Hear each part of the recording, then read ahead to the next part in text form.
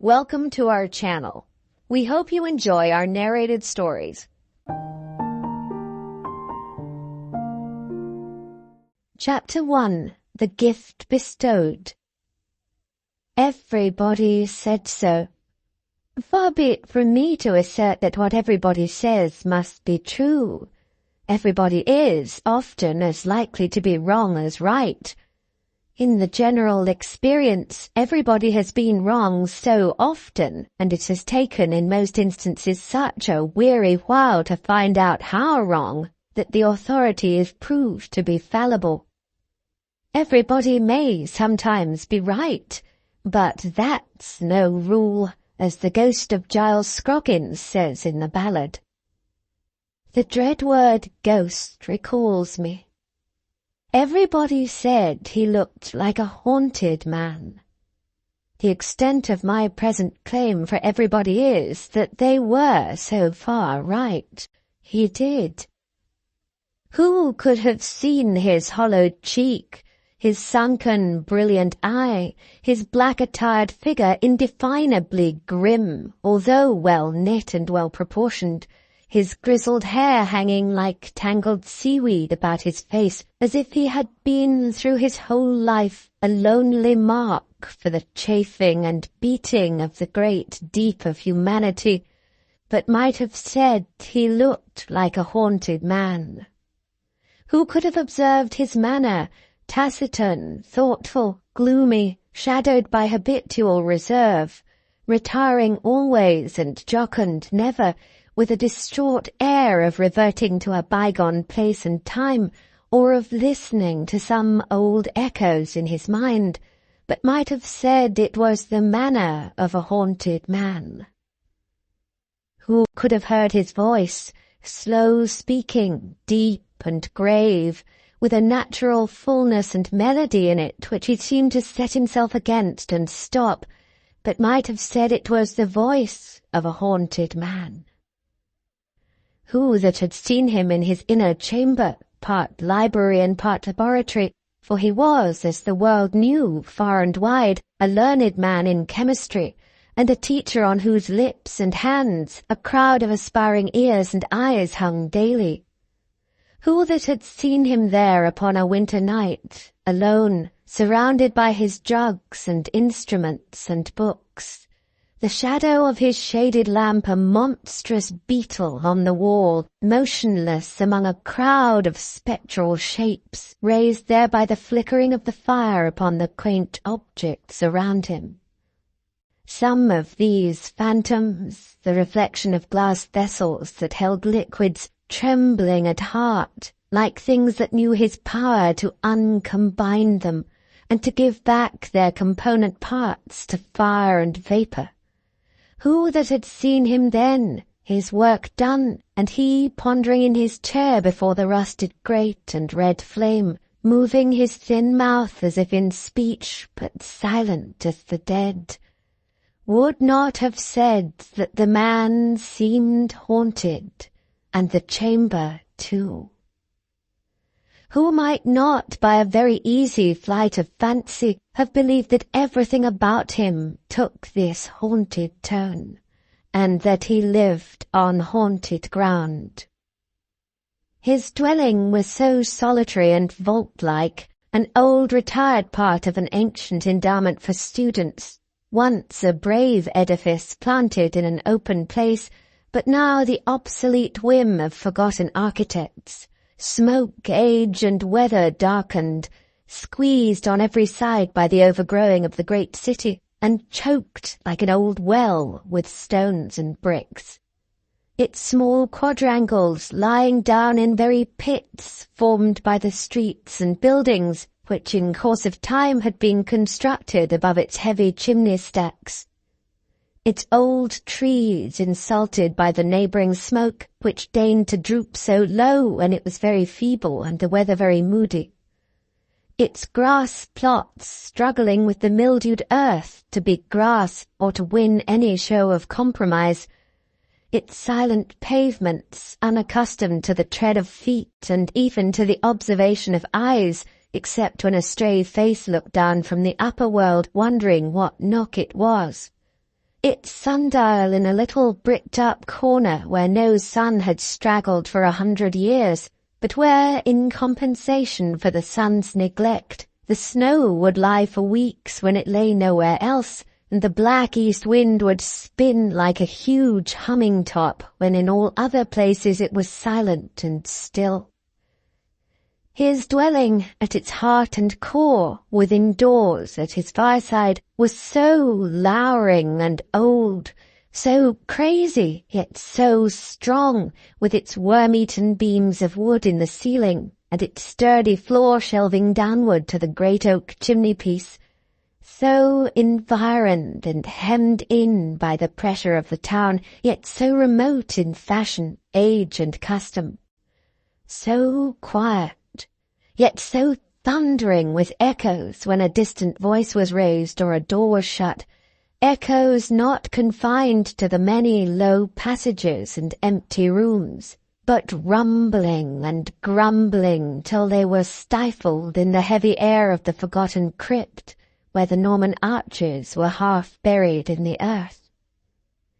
You should have seen him in his dwelling about twilight in the dead winter time, when the wind was blowing shrill and shrewd with the going down of the blurred sun, when it was just so dark as that the forms of things were indistinct and big, but not wholly lost, when sitters by the fire began to see wild faces and figures, mountains and abysses, ambuscades and armies in the coals, when people in the streets bent down their heads and ran before the weather, when those who were obliged to meet it were stopped at angry corners, stung by wandering snowflakes alighting on the lashes of their eyes, which fell too sparingly and were blown away too quickly to leave a trace upon the frozen ground, when windows of private houses closed up tight and warm, when lighted gas began to burst forth in the busy and the quiet streets, fast blackening otherwise, when stray pedestrians shivering along the latter looked down at the glowing fires in kitchens and sharpened their sharp appetites by sniffing up the fragrance of whole miles of dinners, when travellers by land were bitter cold and looked wearily on gloomy landscapes, rustling and shuddering in the blast, when mariners at sea, outlying upon icy yards, were tossed and swung about the howling ocean dreadfully, when lighthouses on rocks and headlands showed solitary and watchful, and benighted seabirds breasted on against their ponderous lanterns and fell dead, when little readers of storybooks by the firelight trembled to think of Kasim Baba cut into quarters, hanging in the robber's cave, or had some small misgivings that the fierce little old woman with the crutch, who used to start out of the box in the merchant Abuda's bedroom, might one of these nights be found upon the stairs in the long, cold, dusky journey up to bed, when in rustic places the last glimmering of daylight died away from the ends of avenues, and the trees arching overhead were sullen and black, when in parks and woods the high, wet fern and sodden moss and beds of fallen leaves and trunks of trees were lost to view in masses of impenetrable shade, when mists arose from dike and fen and river, when lights in old halls and in cottage windows were a cheerful sight, when the mill stopped, the wheelwright and the blacksmith shut their workshops, the turnpike gate closed, the plough and harrow were left lonely in the fields, the labourer and team went home, and the striking of the church clock had a deeper sound than at noon, and the churchyard wicket would be swung no more that night, when twilight everywhere released the shadows, prisoned up all day, that now closed in and gathered like mustering swarms of ghosts, when they stood lowering in corners of rooms and frowned out from behind half-opened doors, when they had full possession of unoccupied apartments, when they danced upon the floors and walls and ceilings of inhabited chambers while the fire was low, and withdrew like ebbing waters when it sprung into a blaze. When they fantastically mocked the shapes of household objects, making the nurse an ogress, the rocking horse a monster, the wondering child, half scared and half amused, a stranger to itself, the very tongs upon the hearth a straddling giant with his arms akimbo, evidently smelling the blood of Englishmen and wanting to grind people's bones to make his bread. When these shadows brought into the minds of older people other thoughts and showed them different images, when they stole from their retreats in the likenesses of forms and faces from the past, from the grave, from the deep, deep gulf where the things that might have been and never were are always wandering.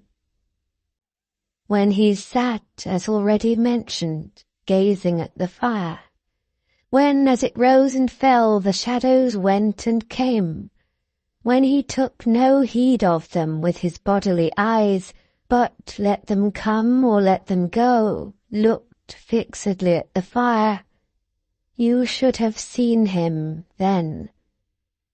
When the sounds that had arisen with the shadows and come out of their lurking places at the twilight summons seemed to make a deeper stillness all about him, when the wind was rumbling in the chimney and sometimes crooning, sometimes howling in the house, when the old trees outside were so shaken and beaten that one querulous old rook, unable to sleep, protested now and then in a feeble, dozy, high-up "Ah!"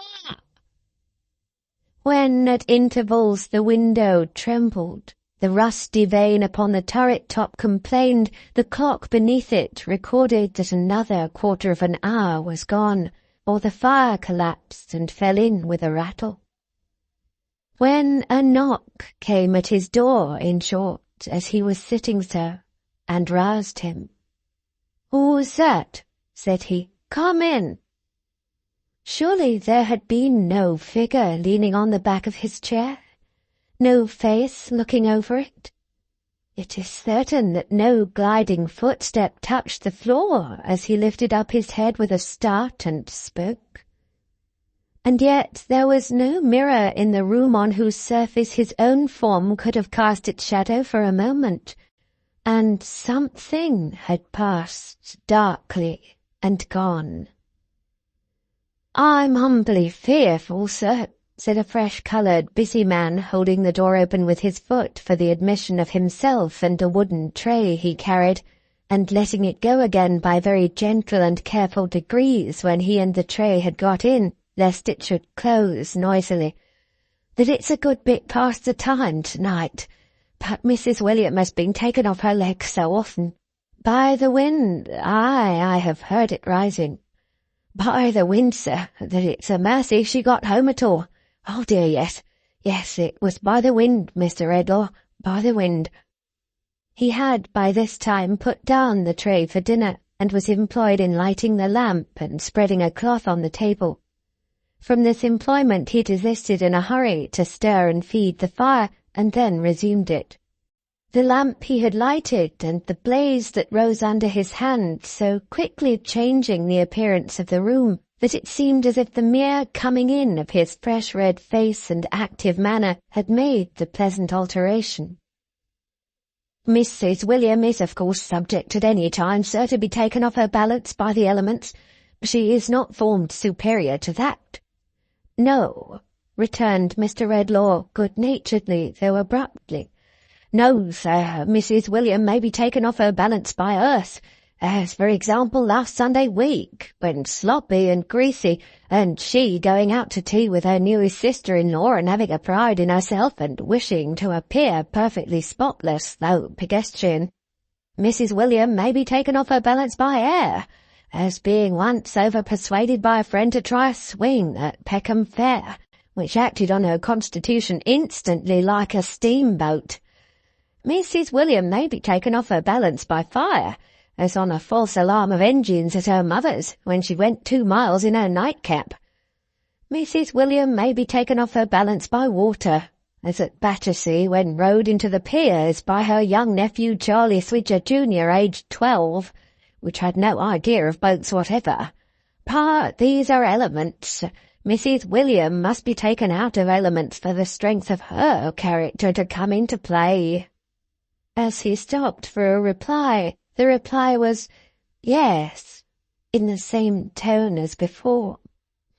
"Yes, sir, oh dear, yes," said Mr. Swidger, still proceeding with his preparations and checking them off as he made them. "That's where it is, sir. That's what I always say myself, sir. Such a many of us Swidgers.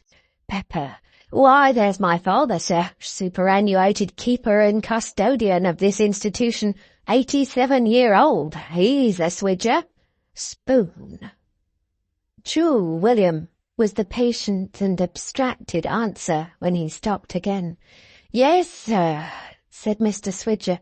"That's what I always say, sir. You may call him the trunk of the tree, bread. Then you come to his successor, my unworthy self, salt, and Mrs. William, Swidger's both, knife and fork. Then you come to all my brothers and their families, Swidgers, man and woman, boy and girl. Why, what with cousins, uncles, aunts, and relationships of this, that, and t'other degree, and what not degree, and marriages, and lyings in, the Swidgers, tumblers, might take hold of hands and make a ring round England." Receiving no reply at all here from the thoughtful man whom he addressed, Mr. William approached him nearer, and made a feint of accidentally knocking the table with a decanter to rouse him. The moment he succeeded, he went on, as if in great alacrity of acquiescence. "Yes, sir, that's just what I say myself, sir. Mrs. William and me have often said so. There's Swidgers enough, we say, without our voluntary contributions. But, in fact, sir, my father is a family in himself, casters, to take care of, and it happens all for the best that we have no child of our own, though it's made Mrs. William rather quiet-like, too. Quite ready for the fowl and mashed potatoes, sir. Mrs. William said she'd dish in 10 minutes when I left the lodge." "I am quite ready," said the other, waking as from a dream and walking slowly to and fro. "Mrs. William has been at it again, sir," said the keeper as he stood warming a plate at the fire and pleasantly shading his face with it. Mr. Redlaw stopped in his walking, and an expression of interest appeared in him. "What I always say myself, sir. She will do it. There's a motherly feeling in Mrs. William's breast that must and will have went." "What has she done?" "Why, sir, not satisfied with being a sort of mother to all the young gentlemen that come up from a variety of parts to attend your courses of lectures at this ancient foundation.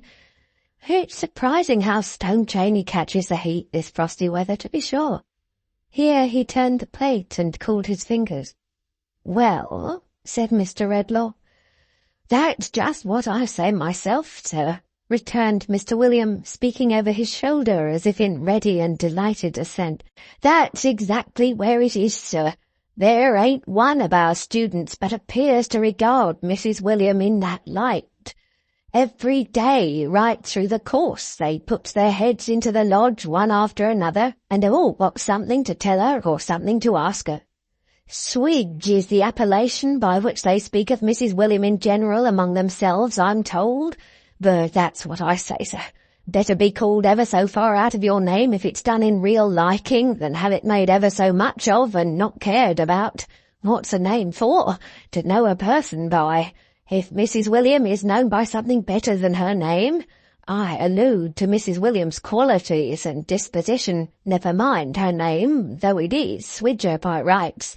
Let 'em call her Swidge, Widge, Bridge, Lord, London Bridge, Blackfriars, Chelsea, Putney, Waterloo, or Hammersmith Suspension, if they like."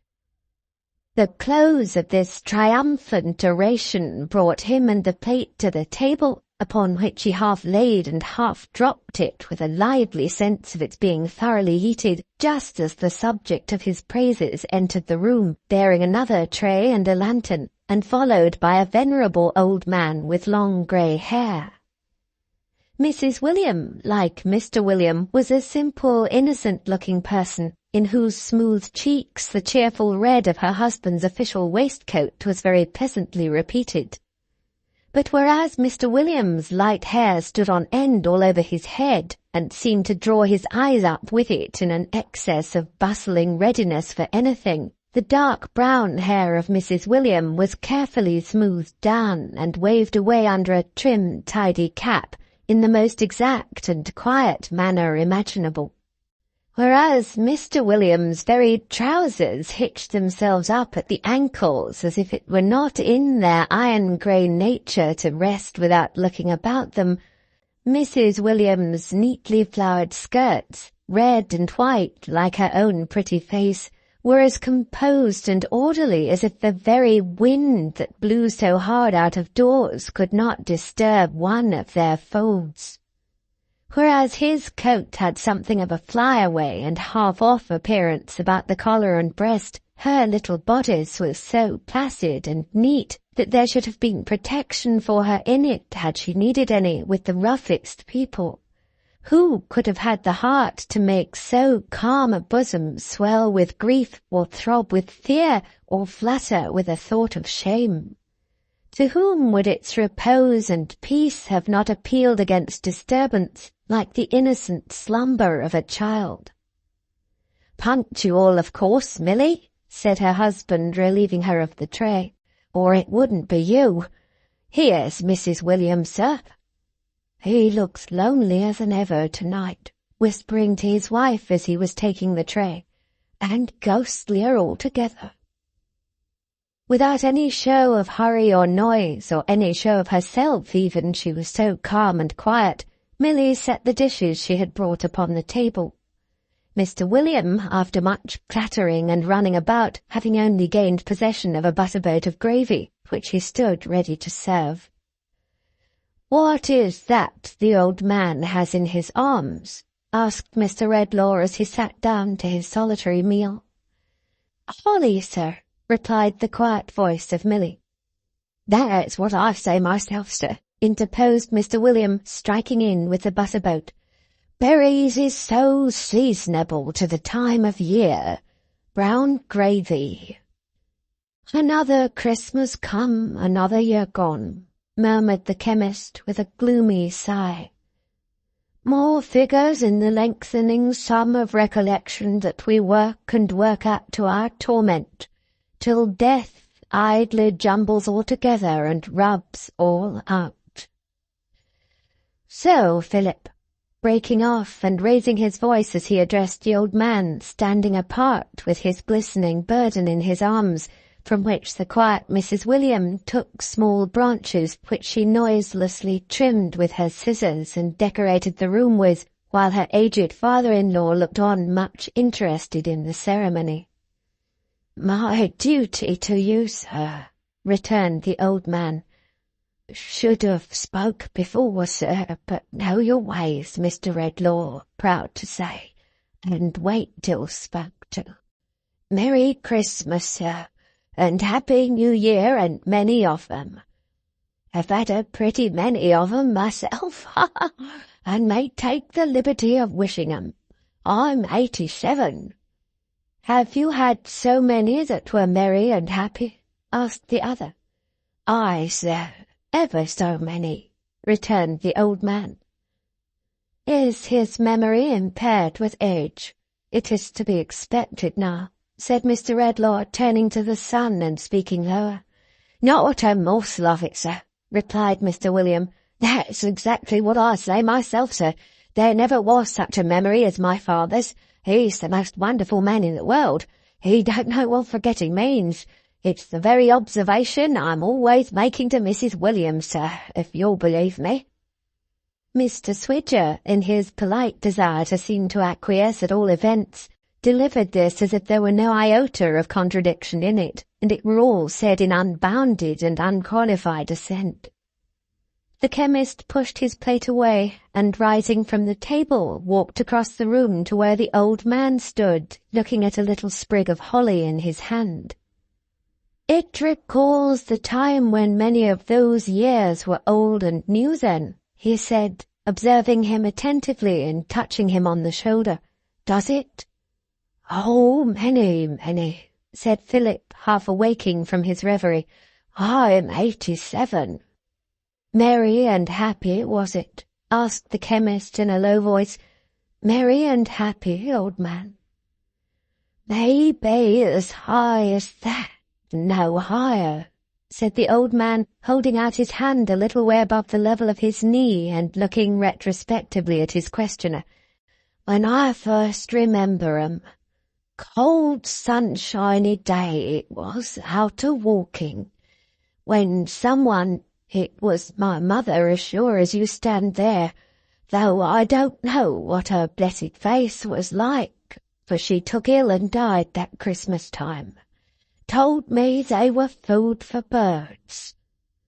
The pretty little fellow thought, that's me, you understand, that birds' eyes were so bright, perhaps, because the berries they lived on in the winter were so bright. I recollect that, and I'm 87. "Merry and happy," mused the other, bending his dark eyes upon the stooping figure with a smile of compassion. "Merry and happy, and remember well." "Aye, aye, aye," resumed the old man, catching the last words.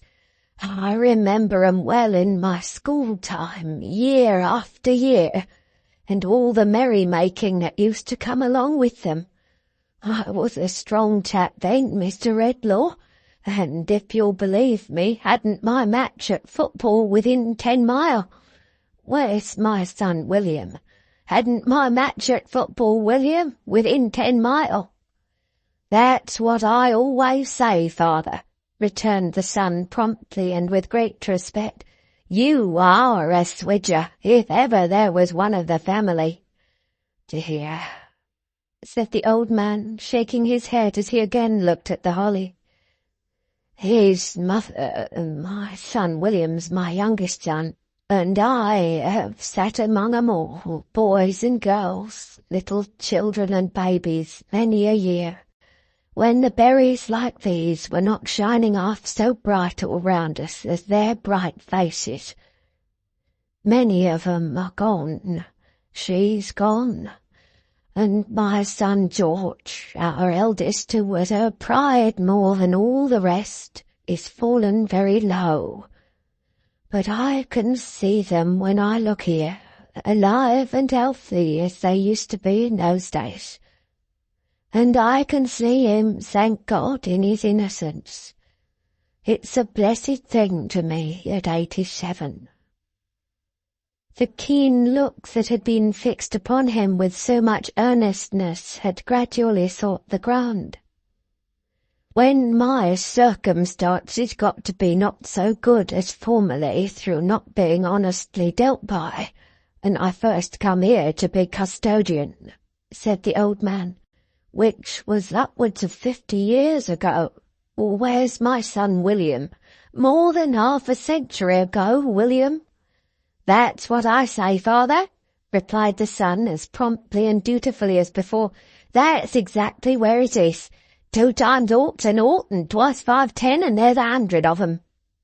It was quite a pleasure to know that one of our founders, or more correctly speaking, said the old man with a great glory in his subject and his knowledge of it, one of the learned gentlemen that helped endow us in Queen Elizabeth's time, for we were founded afore her day, left in his will, among the other bequests he made us, so much to buy holly for garnishing the walls and windows come Christmas.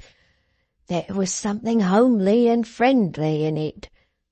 Being but strange here then, and coming at Christmas time, we took a liking for his very picture that hangs in what used to be, anciently, afore our 10 poor gentlemen commuted for an annual stipend in money, our great dinner hall. a sedate gentleman in a peaked beard with a ruff round his neck and a scroll below him in old English letters, "Lord, keep my memory green." You know all about him, Mr. Redlaw. I know the portrait hangs there, Philip. Yes, sure, it's the second on the right above the panelling. I was going to say, he has helped to keep my memory green. I thank him for going round the building every year as I'm a-doing now and freshening up the bare rooms with these branches and berries. Freshens up my bare old brain. One year brings back another, and that year another, and those others numbers. At last it seems to me as if the birth time of our Lord was the birth time of all I have ever had affection for, or mourned for, or delighted in. And there are pretty many, for I'm 87. Merry and happy, murmured Redlaw to himself. The room began to darken strangely. "So you see, sir," pursued old Philip, whose hale wintry cheek had warmed into a ruddier glow, and whose blue eyes had brightened while he spoke, "I have plenty to keep when I keep this present season. Now, where's my quiet mouse? Chattering's the sin of my time of life, and there's half the building to do yet. If the cold don't freeze us first, or the wind don't blow us away, or the darkness don't swallow us up." The quiet mouse had brought her calm face to his side and silently taken his arm before he finished speaking. "Come away, my dear," said the old man. "Mr. Redlaw won't settle to his dinner otherwise till it's cold as the winter. I hope you'll excuse me rambling on, sir, and I wish you good night, and once again a merry—" "Stay," said Mr. Redlaw, resuming his place at the table, more, it would have seemed from his manner, to reassure the old keeper than in any remembrance of his own appetite. "Spare me another moment, Philip. William, you were going to tell me something to your excellent wife's honour. It will not be disagreeable to her to hear you praise her. What was it?" "Why, that's where it is, you say, sir," returned Mr. William Swidger, looking towards his wife in considerable embarrassment. "Mrs. Williams got her eye upon me." "But you're not afraid of Mrs. Williams' eye?" "Why, no, sir," returned Mr. Swidger. "That's what I say myself. It wasn't made to be afraid of. It wouldn't have been made so mild if that was the intention, but I wouldn't like to— Millie, him, you know, down in the buildings."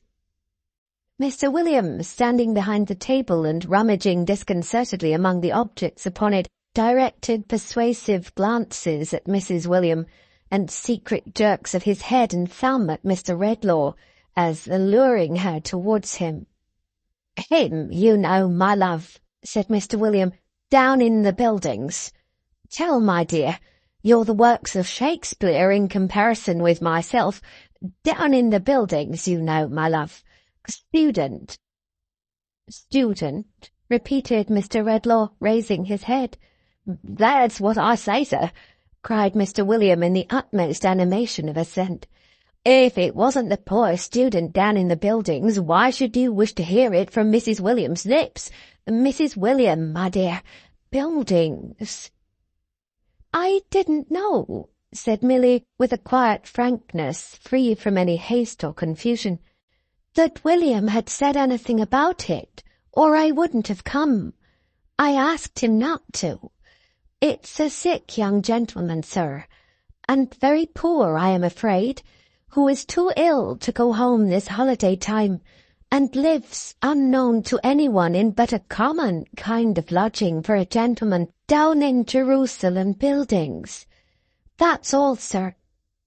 "Why have I never heard of him?" said the chemist, rising hurriedly. "Why has he not made his situation known to me? Sick! Give me my hat and cloak. Poor— What house? What number?"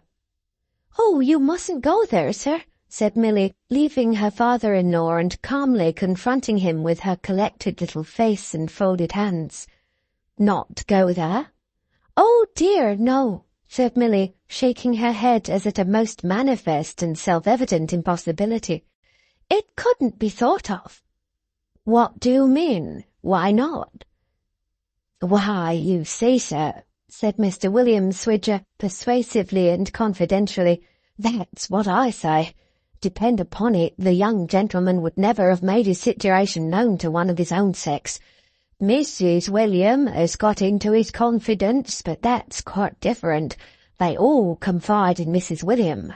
They all trust her. A man, sir, couldn't have got a whisper out of him, but woman, sir, and Mrs. William combined." "There is good sense and delicacy in what you say, William," returned Mr. Redlaw, observant of the gentle and composed face at his shoulder. And laying his finger on his lip, he secretly put his purse into her hand. "Oh dear, no, sir," cried Milly, giving it back again. "Worse and worse. Couldn't be dreamed of."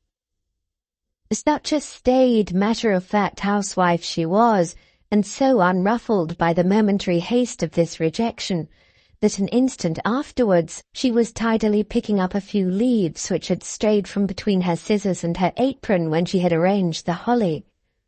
Finding, when she rose from her stooping posture, that Mr. Redlaw was still regarding her with doubt and astonishment, she quietly repeated, looking about the while for any other fragments that might have escaped her observation, "Oh dear, no, sir. He said that of all the world he would not be known to you or receive help from you, though he is a student in your class.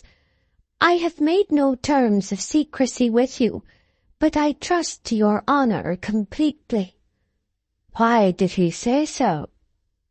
"Indeed, I can't tell, sir," said Milly, after thinking a little, "because I am not at all clever, you know, and I wanted to be useful to him in making things neat and comfortable about him, and employed myself that way. But I know he is poor and lonely, and I think he is somehow neglected too. How dark it is!" The room had darkened more and more. There was a very heavy gloom and shadow gathering behind the chemist's chair. "What more about him?" he asked. "He is engaged to be married when he can afford it," said Milly, "and is studying, I think, to qualify himself to earn a living. I have seen a long time that he has studied hard and denied himself much. How very dark it is!" "It's turned colder, too," said the old man, rubbing his hands. "There is a chill and dismal feeling in the room. Where's my son William? William, my boy, turn the lamp and rouse the fire." Milly's voice resumed, like quiet music very softly played. "He muttered in his broken sleep yesterday afternoon after talking to me," this was to herself, "about someone dead and some great wrong done that could never be forgotten. But whether to him or to another person I don't know. Not by him, I am sure. And, in short, Mrs. William, you see, which she wouldn't say herself, Mr. Redlaw, if she was to stop here till the new year after this next one," said Mr. William, coming up to him to speak in his ear, "has done him worlds of good. Bless you, worlds of good. All at home just the same as ever. My father made us snug and comfortable, not a crumb of litter to be found in the house if you were to offer £50 ready money for it. Mrs. William apparently never out of the way, yet Mrs. William backwards and forwards, up and down, a mother to him." The room turned darker and colder, and the gloom and shadow gathering behind the chair was heavier. "Not content with this, sir, Mrs. William goes and finds this very night, when she was coming home, why, it's not above a couple of hours ago, a creature more like a young wild beast than a young child, shivering upon a doorstep. What does Mrs. William do but brings it home to dry it and feed it, and keep it till our old bounty of food and flannel is given away on Christmas morning. If it ever felt a fire before, it's as much as ever it did, for it's sitting in the old lodge chimney staring at ours as if its ravenous eyes would never shut again.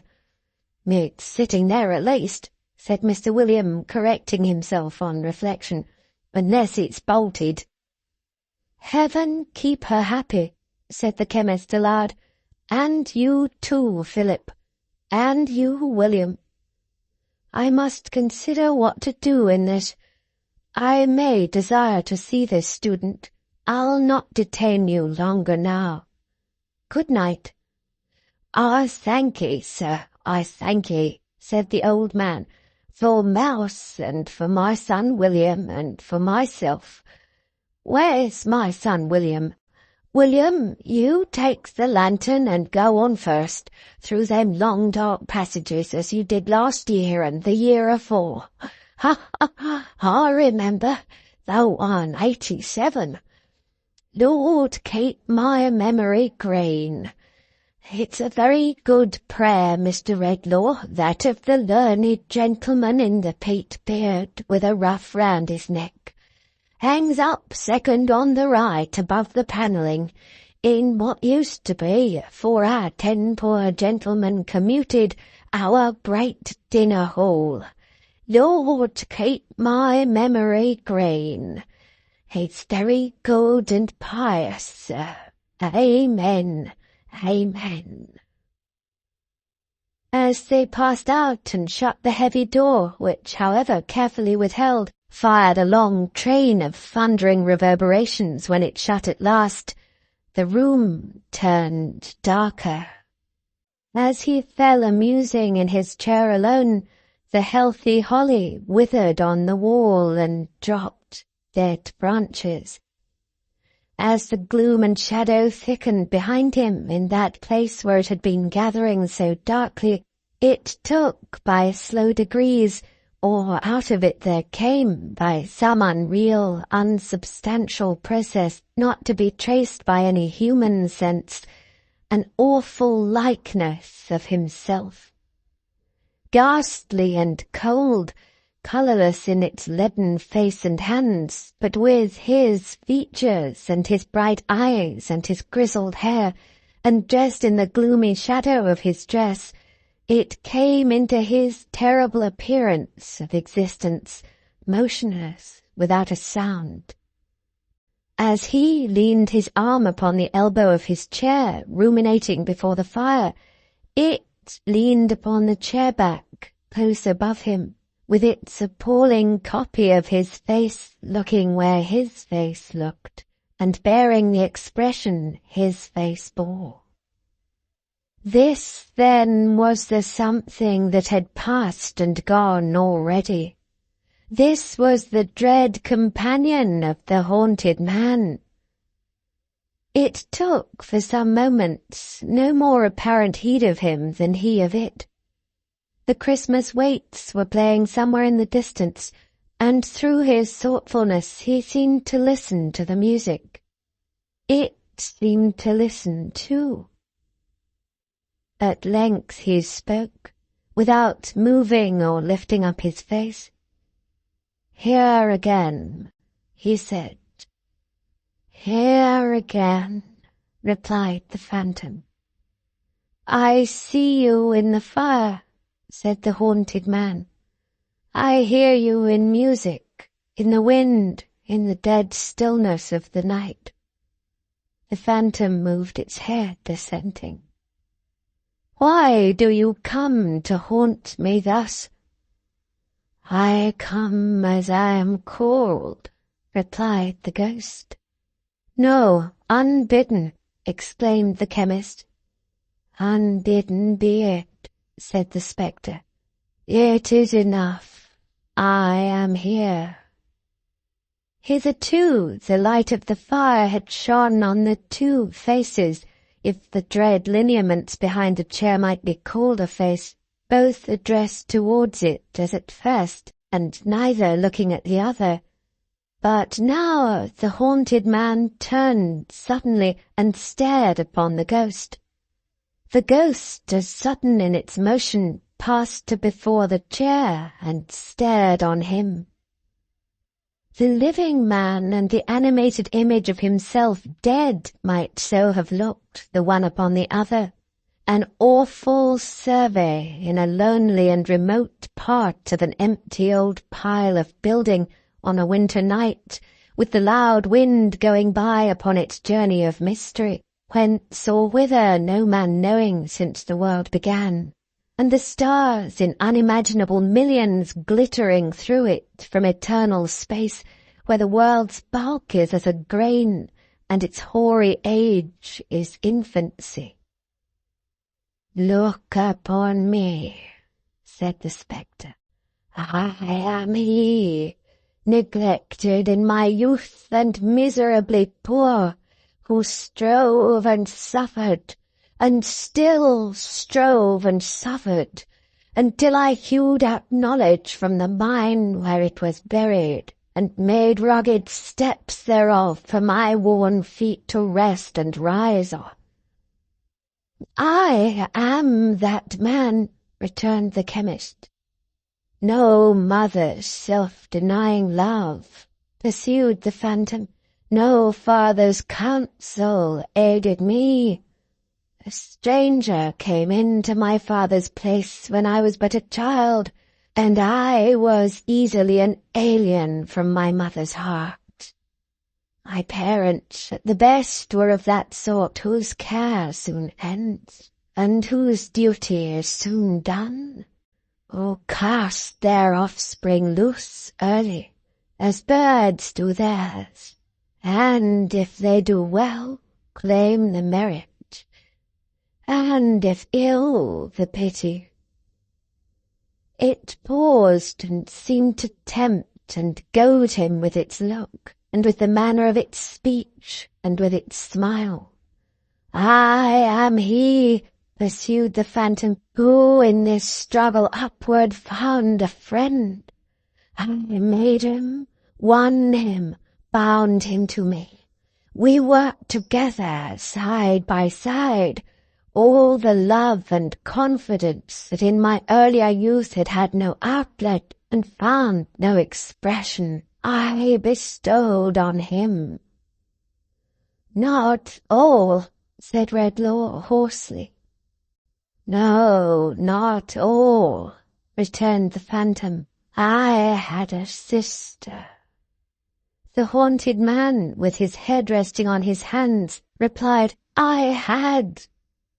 The phantom, with an evil smile, drew closer to the chair, and resting its chin upon its folded hands upon the back, and looking down into his face with searching eyes that seemed instinct with fire, went on, "Such glimpses of the light of home as I had ever known had streamed from her.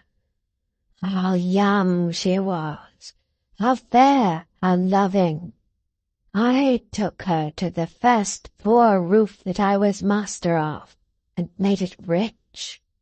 She came into the darkness of my life and made it bright. She is before me. I saw her in the fire, but now I hear her in music, in the wind, in the dead stillness of the night," returned the haunted man. "Did he love her?" said the phantom, echoing his contemplative tone. "I think he did once. I am sure he did. Better had she loved him less secretly, less dearly, from the shallower depths of a more divided heart." "Let me forget it," said the chemist, with an angry motion of his hand.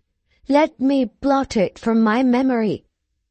The spectre, without stirring, and with its unwinking, cruel eyes still fixed upon his face, went on, "A dream like hers stole upon my own life."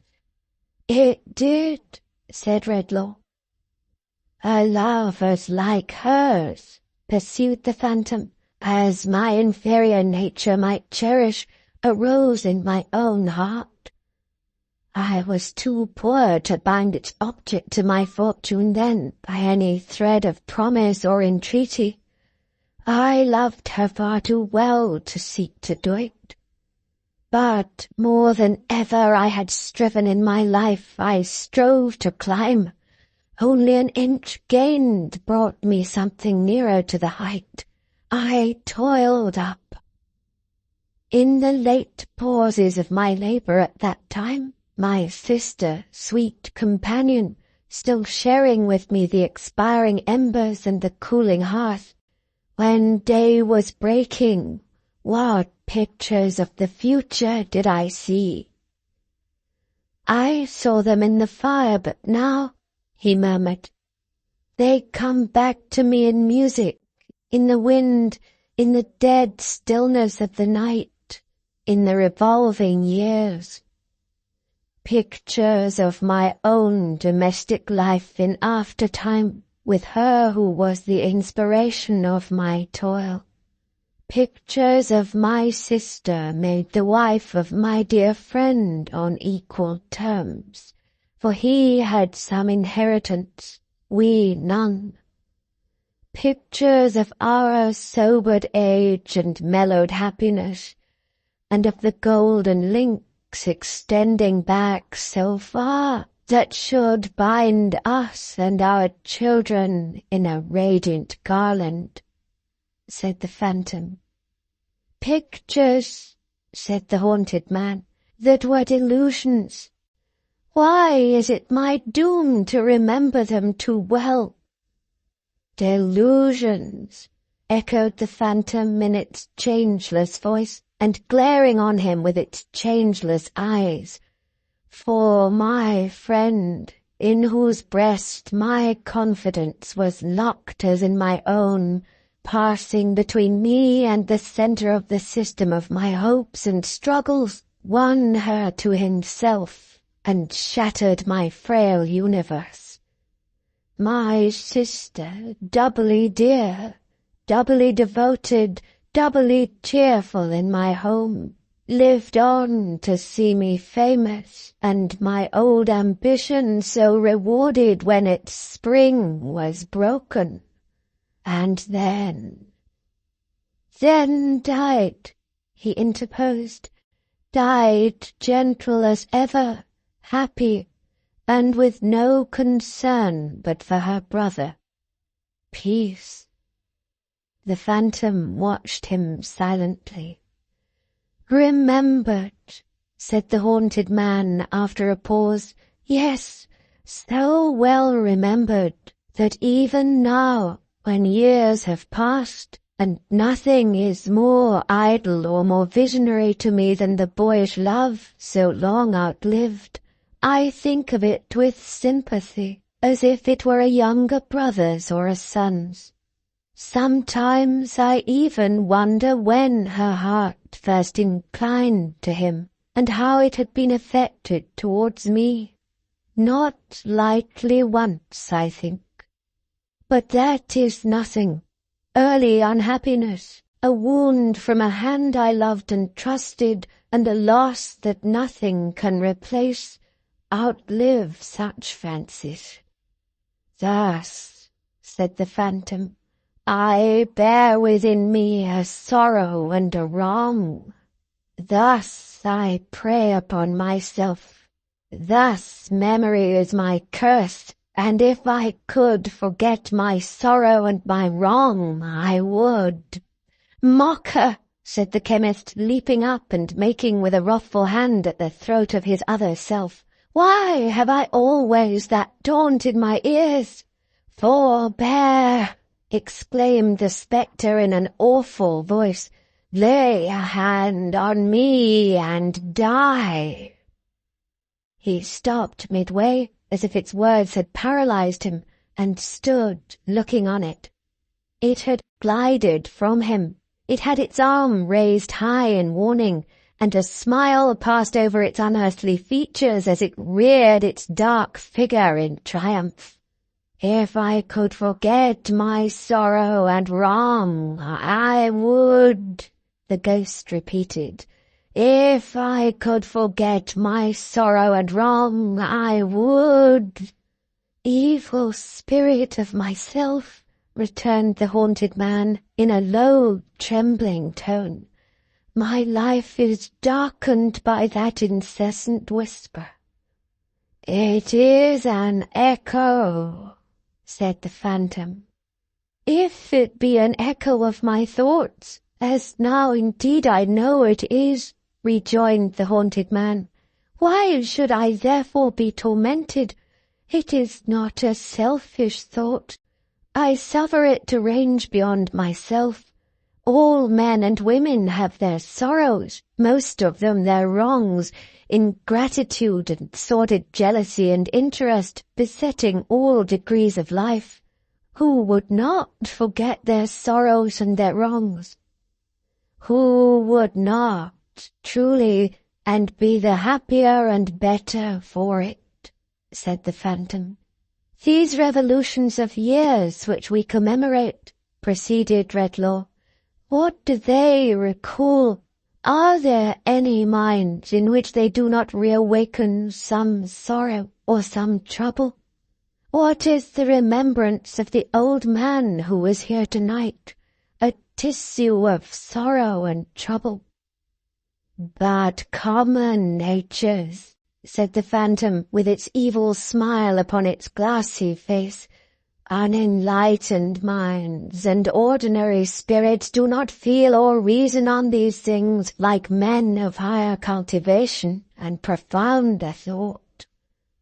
Tempter, answered Redlaw, whose hollow look and voice I dread more than words can express, and from whom some dim foreshadowing of greater fear is stealing over me while I speak, I hear again an echo of my own mind. Receive it as a proof that I am powerful, returned the ghost. Hear what I offer. Forget the sorrow, wrong, and trouble you have known. Forget them, he repeated. I have the power to cancel their remembrance, to leave but very faint, confused traces of them that will die out soon, returned the spectre. Say, it is done. Stay, cried the haunted man, arresting by a terrified gesture the uplifted hand. I tremble with distrust and doubt of you, and the dim fear you cast upon me deepens into a nameless horror I can hardly bear. I would not deprive myself of any kindly recollection, or any sympathy that is good for me or others. What shall I lose if I assent to this? What else will pass from my remembrance? No knowledge, no result of study, nothing but the intertwisted chain of feelings and associations, each in its turn dependent on and nourished by the banished recollections. Those will go. Are they so many? Said the haunted man, reflecting in alarm. They have been wont to show themselves in the fire, in music, in the wind, in the dead stillness of the night, in the revolving years, returned the phantom scornfully. In nothing else? The phantom held its peace. But having stood before him silent for a little while, it moved towards the fire, then stopped. Decide, it said, before the opportunity is lost. A moment, I call heaven to witness, said the agitated man, that I have never been a hater of my kind, never morose, indifferent, or hard to anything around me. If, living here alone, I have made too much of all that was and might have been, and too little of what is, the evil, I believe, has fallen on me, and not on others. But if there were poison in my body, should I not, possessed of antidotes and knowledge how to use them, use them? If there be poison in my mind, and through this fearful shadow I can cast it out. Shall I not cast it out?" "Say," said the spectre, "is it done?" "A moment longer," he answered hurriedly. "I would forget it if I could. Have I thought that alone? Or has it been the thought of thousands upon thousands, generation after generation? All human memory is fraught with sorrow and trouble. My memory is as the memory of other men, but other men have not this choice. Yes, I close the bargain. Yes, I will forget my sorrow, wrong, and trouble." "Say," said the spectre, "is it done?" "It is." "It is. And take this with you, man whom I here renounce. The gift that I have given, you shall give again, go where you will. Without recovering yourself the power that you have yielded up, you shall henceforth destroy its like in all whom you approach. Your wisdom has discovered that the memory of sorrow, wrong, and trouble is the lot of all mankind, and that mankind would be the happier in its other memories without it. Go, be its benefactor. Free from such remembrance, from this hour, carry involuntarily the blessing of such freedom with you. Its diffusion is inseparable and inalienable from you. Go, be happy in the good you have won, and in the good you do." The phantom, which had held its bloodless hand above him while it spoke, as if in some unholy invocation or some ban, and which had gradually advanced its eyes so close to his that he could see how they did not participate in the terrible smile upon its face, but were a fixed, unalterable, steady horror, melted before him and was gone. As he stood rooted to the spot, possessed by fear and wonder, and imagining he heard repeated in melancholy echoes, dying away fainter and fainter, the words, "Destroy its like in all whom you approach," a shrill cry reached his ears. It came not from the passage beyond the door, but from another part of the old building, and sounded like the cry of someone in the dark who had lost the way. He looked confusedly upon his hands and limbs, as if to be assured of his identity, and then shouted in reply, loudly and wildly, for there was a strangeness and terror upon him, as if he too were lost. The cry responding, and being nearer, he caught up the lamp and raised a heavy curtain in the wall, by which he was accustomed to pass into and out of the theatre where he lectured, which adjoined his room. Associated with youth and animation, and a high amphitheatre of faces which his entrance charmed to interest in a moment, it was a ghostly place when all this life was faded out of it, and stared upon him like an emblem of death. "Hello!" he cried. "Hello! This way! Come to the light!" When, as he held the curtain with one hand, and with the other raised the lamp and tried to pierce the gloom that filled the place, something rushed past him into the room like a wildcat and crouched down in a corner. "What is it?" he said hastily. He might have asked what is it, even had he seen it well, as presently he did when he stood looking at it gathered up in its corner. A bundle of tatters, held together by a hand, in size and form almost an infant's, but in its greedy, desperate little clutch a bad old man's. A face rounded and smoothed by some half-dozen years, but pinched and twisted by the experiences of a life. Bright eyes, but not youthful. naked feet, beautiful in their childish delicacy, ugly in the blood and dirt that cracked upon them. A baby's savage, a young monster, a child who had never been a child, a creature who might live to take the outward form of man, but who within would live and perish a mere beast. Used already to be worried and hunted like a beast, the boy crouched down as he was looked at, and looked back again, and interposed his arm to ward off the expected blow. "I'll bite," he said, "if you hit me." The time had been, and not many minutes since, when such a sight as this would have wrung the chemist's heart.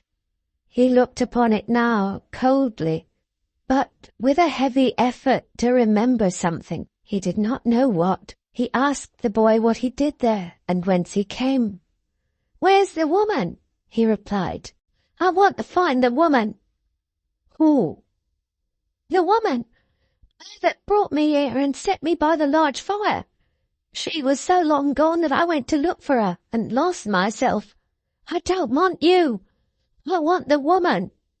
He made a spring so suddenly to get away that the dull sound of his naked feet upon the floor was near the curtain when Redlaw caught him by his rags. "Come, you let me go," muttered the boy, struggling and clenching his teeth. "I've done nothing to you. Let me go, will you, to the woman?" "That is not the way. There is a nearer one," said Redlaw, detaining him in the same blank effort to remember some association that ought of right to bear upon this monstrous object. "What is your name?" "Got none." "Where do you live?" "Live? What's that?" The boy shook his hair from his eyes to look at him for a moment, and then, twisting round his legs and wrestling with him, broke again into his repetition of, "You let me go, will you? I want to find the woman." The chemist led him to the door. "This way," he said, looking at him still confusedly, but with repugnance and avoidance growing out of his coldness. "I'll take you to her." The sharp eyes in the child's head, wandering round the room, lighted on the table where the remnants of the dinner were. "Give me some of that," he said covetously. "Has she not fed you?" "I shall be hungry again tomorrow, shan't I? Ain't I hungry every day?" Finding himself released, he bounded at the table like some small animal of prey, and hugging to his breast bread and meat and his own rags all together, said, "There, now take me to the woman." As the chemist, with a newborn dislike to touch him, sternly motioned him to follow and was going out of the door, he trembled and stopped. "The gift that I have given, you shall give again, go where you will." The phantom's words were blowing in the wind, and the wind blew chill upon him. "I'll not go there tonight," he murmured faintly. "I'll go nowhere tonight. Boy, straight down this long arched passage and past the great dark door into the yard. You see the fire shining on the window there." "The woman's fire?" inquired the boy. He nodded, and the naked feet had sprung away.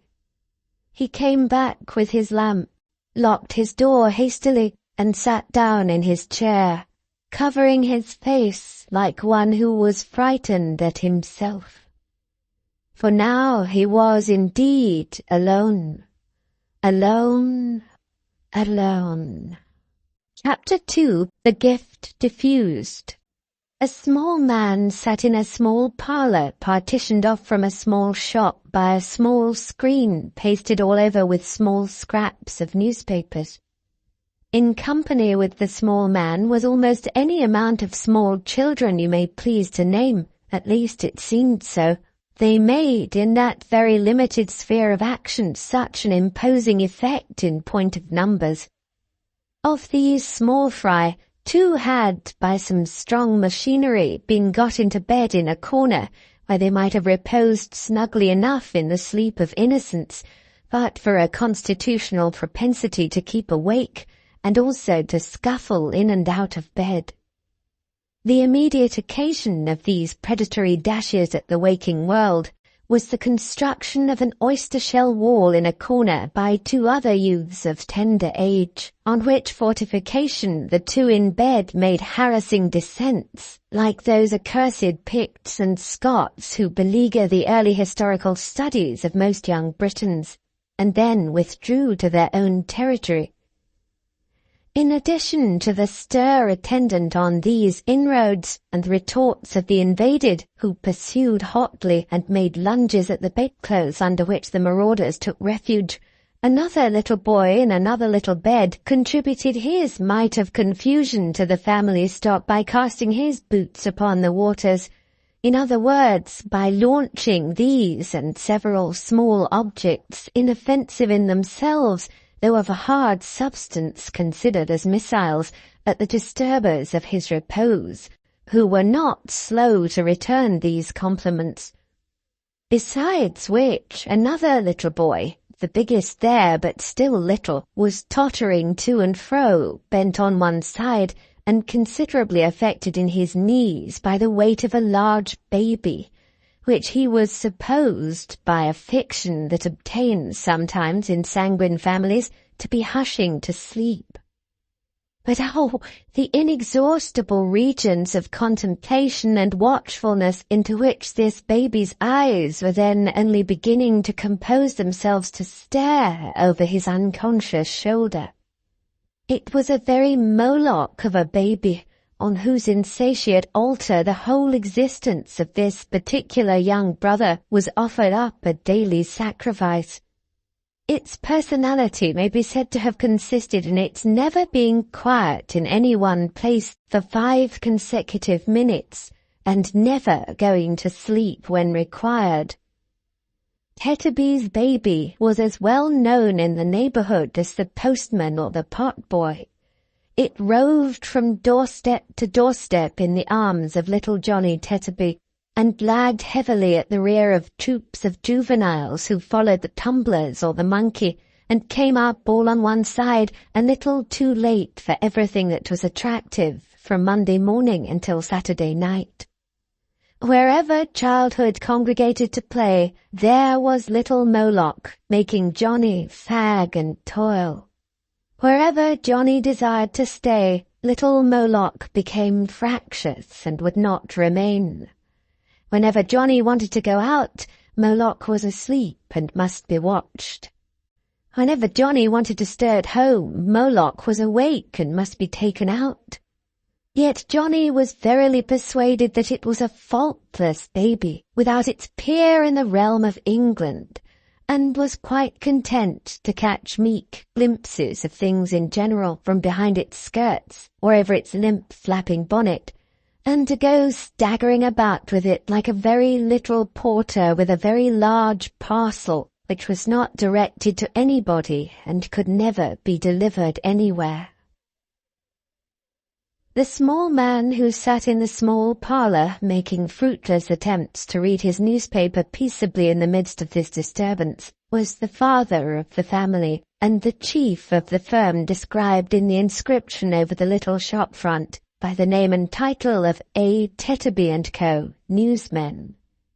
Indeed, strictly speaking, he was the only personage answering to that designation, as Co. was a mere poetical abstraction, altogether baseless and impersonal. Tetterby's was the corner shop in Jerusalem Buildings. There was a good show of literature in the window, chiefly consisting of picture newspapers out of date, and serial pirates and footpads. Walking sticks likewise and marbles were included in the stock in trade. It had once extended into the light confectionery line, but it would seem that those elegancies of life were not in demand about Jerusalem Buildings, for nothing connected with that branch of commerce remained in the window, except a sort of small glass lantern containing a languishing mass of bull's-eyes, which had melted in the summer and congealed in the winter until all hope of ever getting them out, or of eating them without eating the lantern too, was gone for ever. Tetterby's had tried its hand at several things. It had once made a feeble little dart at the toy business, for in another lantern there was a heap of minute wax dolls, all sticking together upside down in the direst confusion, with their feet on one another's heads and a precipitate of broken arms and legs at the bottom. It had made a move in the millinery direction, which a few dry, wiry bonnet shapes remained in a corner of the window to attest. It had fancied that a living might lie hidden in the tobacco trade, and had stuck up a representation of a native of each of the 3 integral portions of the British Empire in the act of consuming that fragrant weed, with a poetic legend attached, importing that in one cause they sat and joked, one chewed tobacco, one took snuff, one smoked. But nothing seemed to have come of it except flies. Time had been when it had put a forlorn trust in imitative jewellery, for in one pane of glass there was a card of cheap seals, and another of pencil cases, and a mysterious black amulet of inscrutable intention, labelled 9pence. But to that hour, Jerusalem buildings had bought none of them. In short, Tetterby's had tried so hard to get a livelihood out of Jerusalem buildings in one way or other, and appeared to have done so indifferently in all, that the best position in the firm was too evidently Coe's. Coe, as a bodiless creation, being untroubled with the vulgar inconveniences of hunger and thirst, being chargeable neither to the poor's rates nor the assessed taxes, and having no young family to provide for. Tetterby himself, however, in his little parlour, as already mentioned, having the presence of a young family impressed upon his mind in a manner too clamorous to be disregarded, or to comport with the quiet perusal of a newspaper, laid down his paper, wheeled in his distraction a few times round the parlour like an undecided carrier pigeon, made an ineffectual rush at 1 or 2 flying little figures in bedgowns that skimmed past him, and then, bearing suddenly down upon the only unoffending member of the family, boxed the ears of little Moloch's nurse. "You bad boy," said Mr. Tetterby, "haven't you any feeling for your poor father after the fatigues and anxieties of a hard winter's day since 5 o'clock in the morning? But must you wither his rest and corrode his latest intelligence with your vicious tricks? Isn't it enough, sir, that your brother Dolphus is toiling and moiling in the fog and cold, and you rolling in the lap of luxury with a baby and everything you could wish for?" said Mr. Tetterby, heaping this up as a great climax of blessings. "But must you make a wilderness of home and maniacs of your parents? Must you, Johnny, eh?" At each interrogation Mr. Tetterby made a feint of boxing his ears again, but thought better of it and held his hand. "Oh, father," whimpered Johnny, "when I wasn't doing anything, I'm sure, but taking such care of Sally and getting her to sleep. Oh, father." "I wish my little woman would come home," said Mr. Tetterby, relenting and repenting. "I only wish my little woman would come home. I ain't fit to deal with her. They make my head go round and get the better of me. Oh, Johnny, isn't it enough that your dear mother has provided you with that sweet sister?" indicating Moloch. "Isn't it enough that you were 7 boys before with that array of gal, and that your dear mother went through what she did go through on purpose that you might all of you have a little sister, but must you so behave yourself as to make my head swim?" Softening more and more as his own tender feelings and those of his injured son were worked on, Mr. Tetterby concluded by embracing him, and immediately breaking away to catch one of the real delinquents. A reasonably good start occurring, he succeeded, after a short but smart run and some rather severe cross-country work under and over the bedsteads and in and out among the intricacies of the chairs, in capturing his infant, whom he condignly punished and bore to bed. This example had a powerful and apparently mesmeric influence on him of the boots, who instantly fell into a deep sleep, though he had been but a moment before broad awake and in the highest possible feather. Nor was it lost upon the two young architects, who retired to bed in an adjoining closet with great privacy and speed. The comrade of the intercepted one also shrinking into his nest with similar discretion, Mr. Tetterby, when he paused for breath, found himself unexpectedly in a scene of peace. "My little woman herself," said Mr. Tetterby, wiping his flushed face, "could hardly have done it better. I only wish my little woman had had it to do, I do indeed." Mr. Tetterby sought upon his screen for a passage appropriate to be impressed upon his children's minds on the occasion, and read the following. "It is an undoubted fact that all remarkable men have had remarkable mothers, and have respected them in after life as their best friends. Think of your own remarkable mother, my boys," said Mr. Tetterby, "and know her value while she is still among you." He sat down in his chair by the fire and composed himself cross-legged over his newspaper.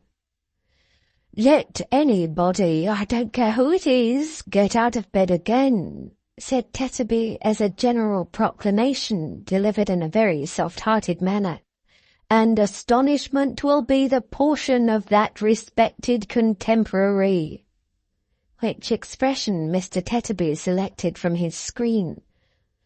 "Johnny, my child, take care of your only sister Sally, for she's the brightest gem that ever sparkled on your early brow." Johnny sat down on a little stool and devotedly crushed himself beneath the weight of Moloch. "Ah, what a gift that baby is to you, Johnny," said his father, "and how thankful you ought to be. It is not generally known, Johnny," he was now referring to the screen again, "but it is a fact ascertained by accurate calculations that the following immense percentage of babies never attain to 2 years old.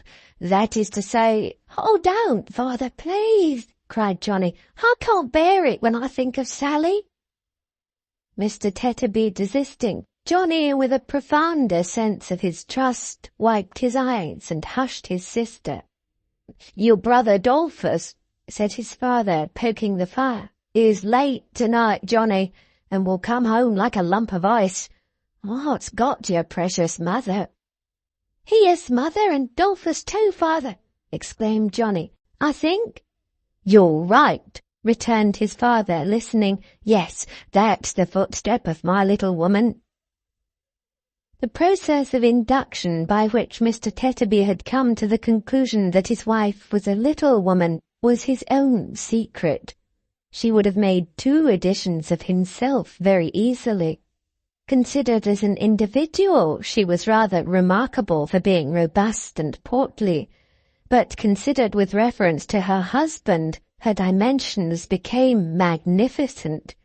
Nor did they assume a less imposing proportion when studied with reference to the size of her 7 sons, who were but diminutive. In the case of Sally, however, Mrs. Tetterby had asserted herself at last, as nobody knew better than the victim Johnny, who weighed and measured that exacting idol every hour in the day.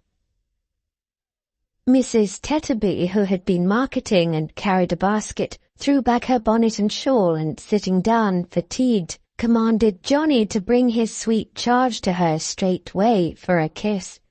Johnny, having complied and gone back to his stool and again crushed himself, Master Adolphus Tetterby, who had by this time unwound his torso out of a prismatic comforter, apparently interminable, requested the same favour. Johnny, having again complied and again gone back to his stool and again crushed himself, Mr. Tetterby, struck by a sudden thought, preferred the same claim on his own parental part. The satisfaction of this third desire completely exhausted the sacrifice, who had hardly breath enough left to get back to his stool, crush himself again, and pant at his relations. "Whatever you do, Johnny," said Mrs. Tetterby, shaking her head, "take care of her, or never look your mother in the face again." "Nor your brother," said Adolphus. "Nor your father, Johnny," added Mr. Tetterby. Johnny, much affected by this conditional renunciation of him, looked down at Moloch's eyes to see that they were all right so far, and skilfully patted her back, which was uppermost, and rocked her with his foot. "Are you wet, Dolphus, my boy?" said his father. "Come and take my chair and dry yourself." "No, father, thank'ee," said Adolphus, smoothing himself down with his hands. "I ain't very wet, I don't think. Does my face shine much, father?"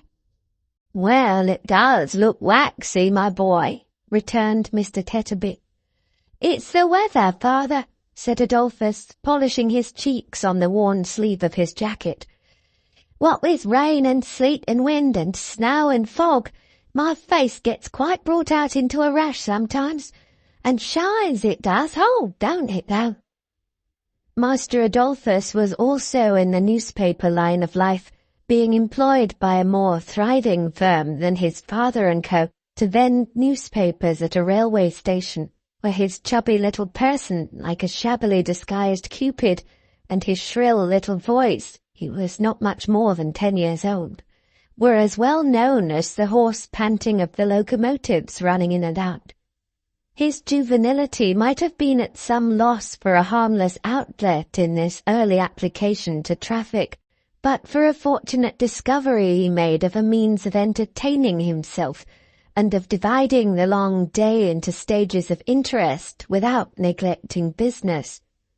This ingenious invention, remarkable like many great discoveries for its simplicity, consisted in varying the first vowel in the word paper, and substituting in its stead at different periods of the day all the other vowels in grammatical succession.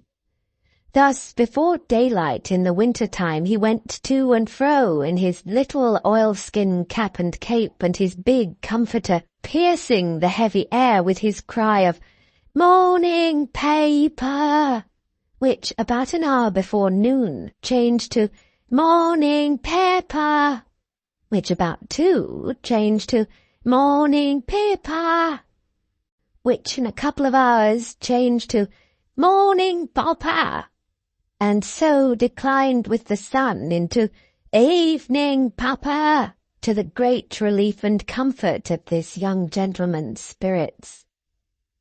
Mrs. Tetterby, his lady mother, who had been sitting with her bonnet and shawl thrown back as aforesaid, thoughtfully turning her wedding ring round and round upon her finger, now rose, and divesting herself of her out-of-door attire, began to lay the cloth for supper.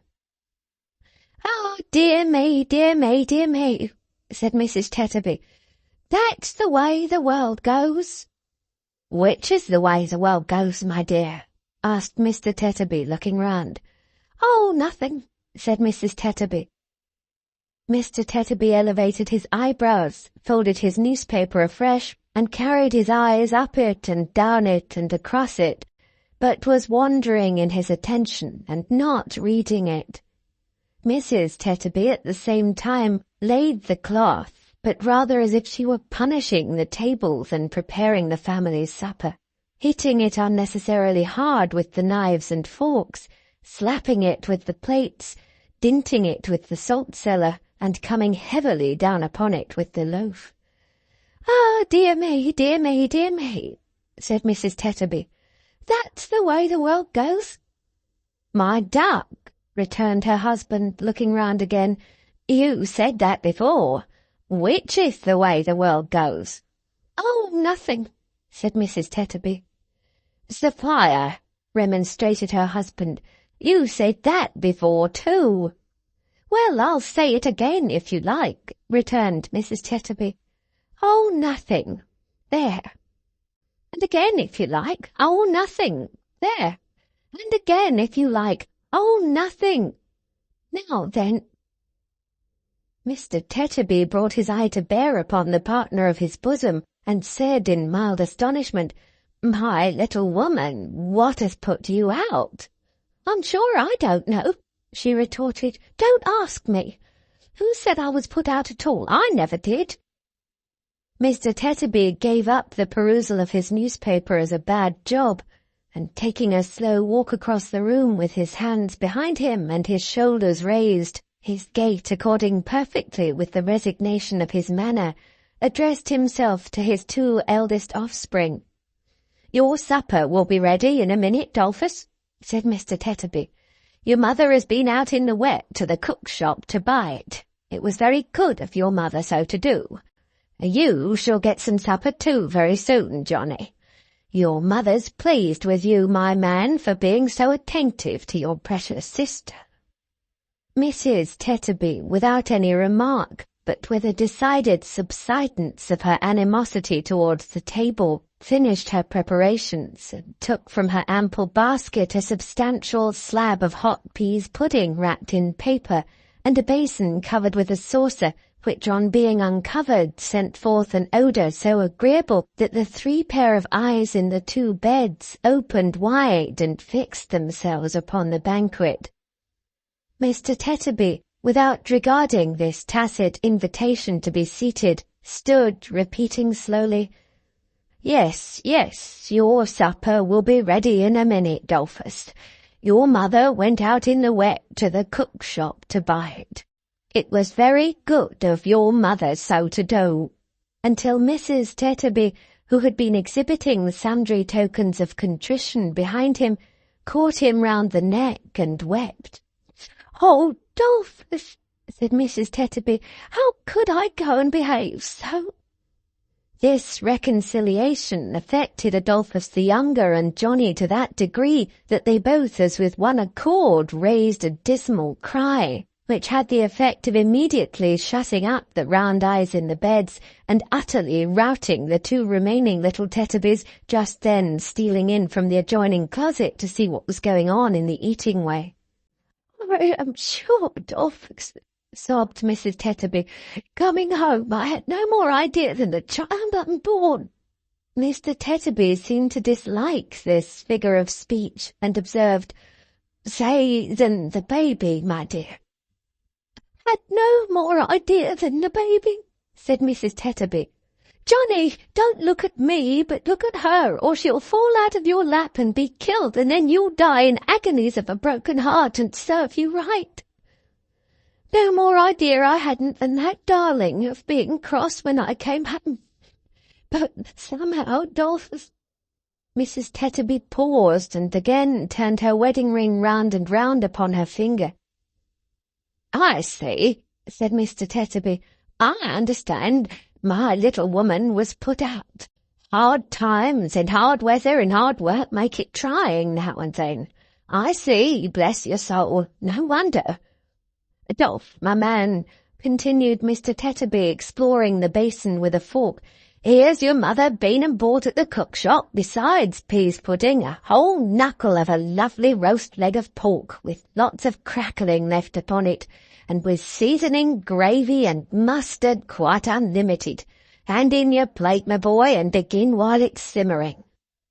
Master Adolphus, needing no second summons, received his portion with eyes rendered moist by appetite, and withdrawing to his particular stool, fell upon his supper tooth and nail.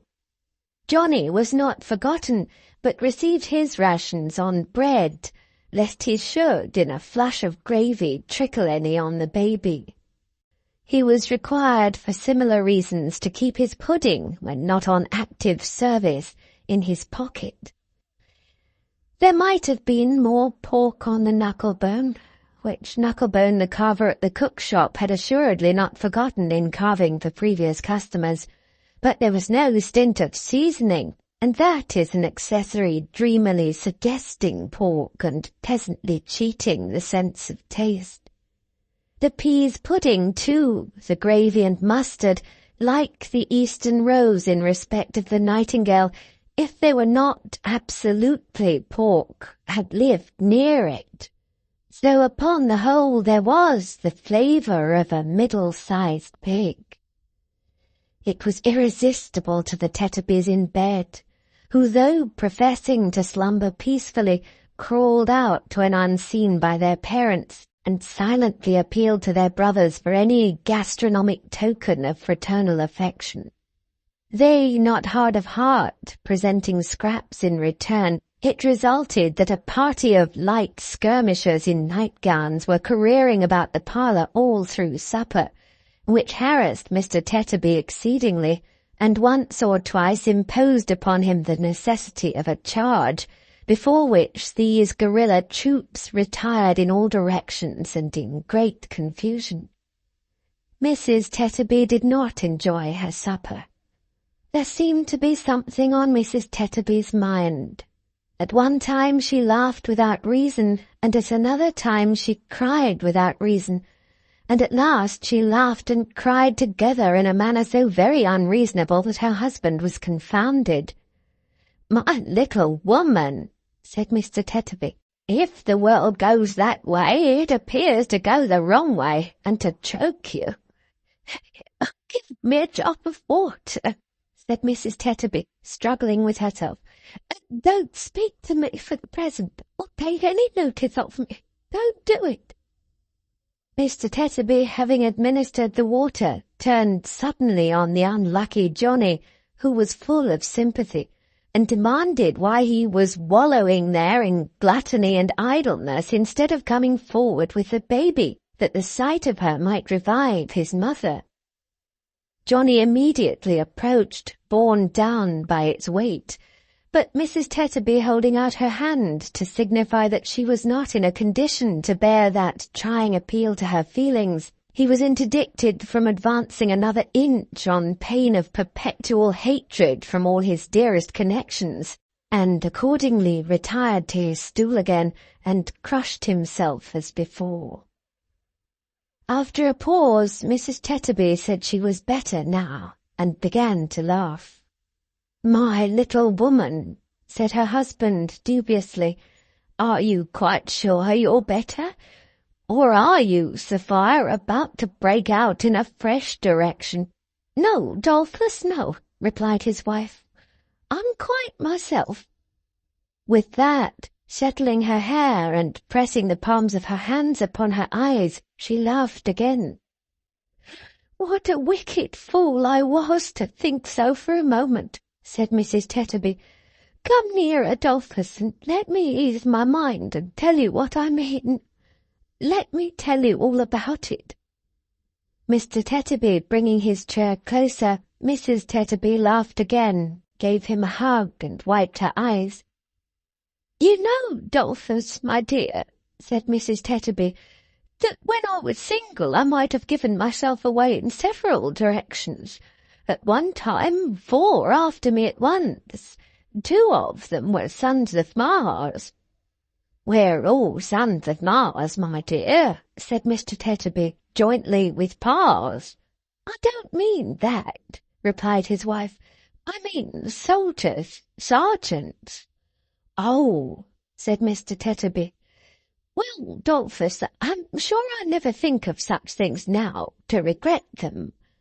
And I'm sure I've got as good a husband, and would do as much to prove that I was fond of him as any little woman in the world," said Mr. Tetterby.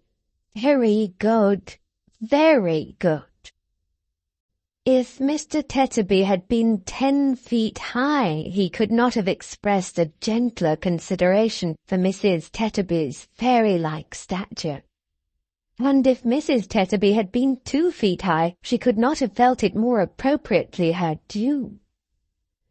"But you see, Dolphus," said Mrs. Tetterby, "this being Christmas time, when all people who can make holiday, and when all people who have got money like to spend some, I did somehow get a little out of sorts when I was in the streets just now. There were so many things to be sold, such delicious things to eat, such fine things to look at, such delightful things to have. and there was so much calculating and calculating necessary before I durst lay out a sixpence for the commonest thing, and the basket was so large and wanted so much in it, and my stock of money was so small and would go such a little way. You hate me, don't you, Dolphus?" "Not quite," said Mr. Tetterby, "as yet." "Well, I'll tell you the whole truth," pursued his wife penitently, "and then perhaps you will.